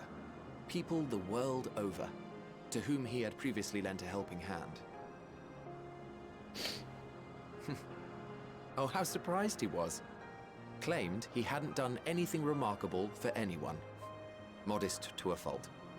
And now he's dead. I killed him. He deserved every bit of acclaim he received. Yet he may well have gone unappreciated were it not for a mutual friend. A singular soul who can't help but involve himself in the business of others. Where he walks, excitement is certain to follow. His antics irritate Emmett Selk to no end. But much of his grumbling stems from genuine concern. When our friend calls, he never fails to answer and lend his talents. Is it Asm? Asm, right? And in the course of doing so, he himself came to be recognized and respected by those around him.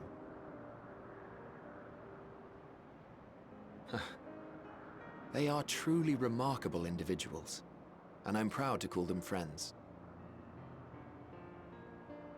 To help them realize their dreams. This will be my greatest contribution to our world. And when they have fulfilled their respective purposes, so too shall I have fulfilled mine, and together we may return to the star. Look at me, spilling my innermost secrets. I can't seem to help it with you. I can only assume it is due to the color of your soul. I just don't understand how you can be so alike and yet so different.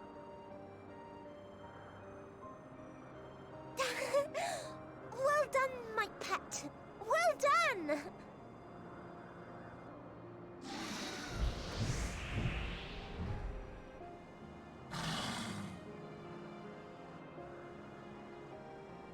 Ah, yes. I dare say the Charybdis will be fine here on. Why don't you go and signal to Emmett Selk? Let him know that his arduous task is at an end. Why do I have to do it? Oh, I got a nod. Yeah.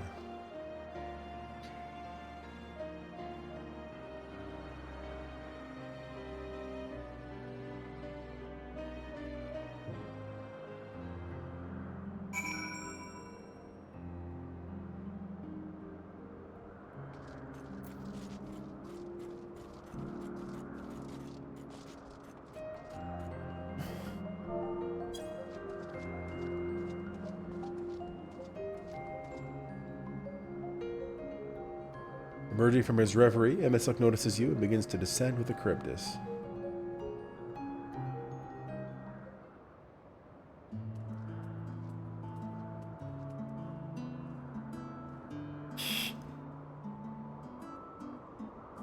I have no words to express my gratitude. Thanks to you, the Charybdis has learned to fly.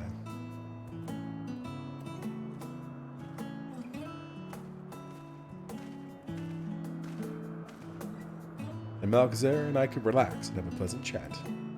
I'm sure you did. The creature needed some small assistance at first, but soon it was flying more or less on its own. I doubt you will need to repeat the lesson. That was truly impressive. I would have witnessed it all from afar. The Charybdis flies.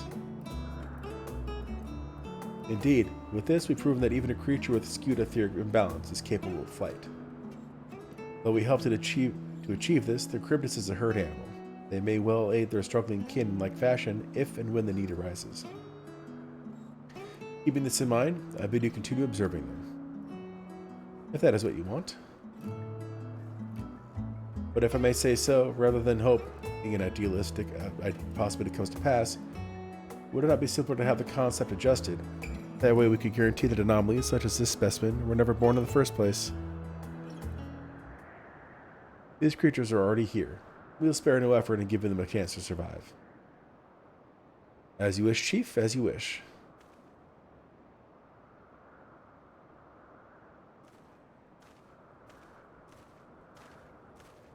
It just follows people around. Hermes.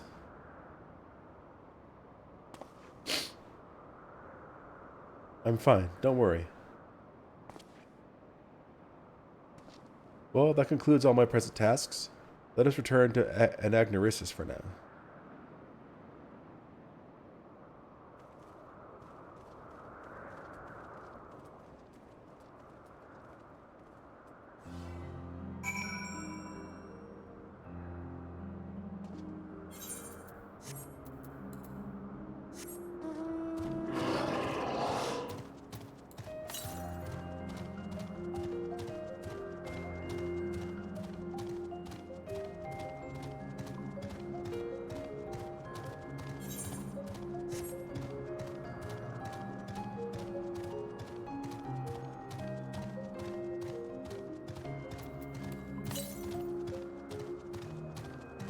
Oh, it's way up there. Never mind. I'm just gonna teleport.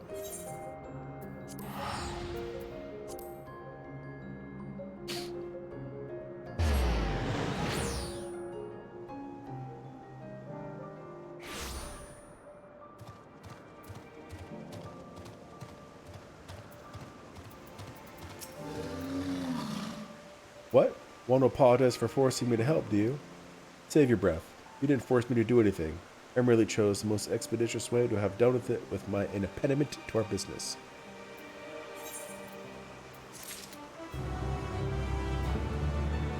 I think with that one, I'm going to go ahead and end the stream here.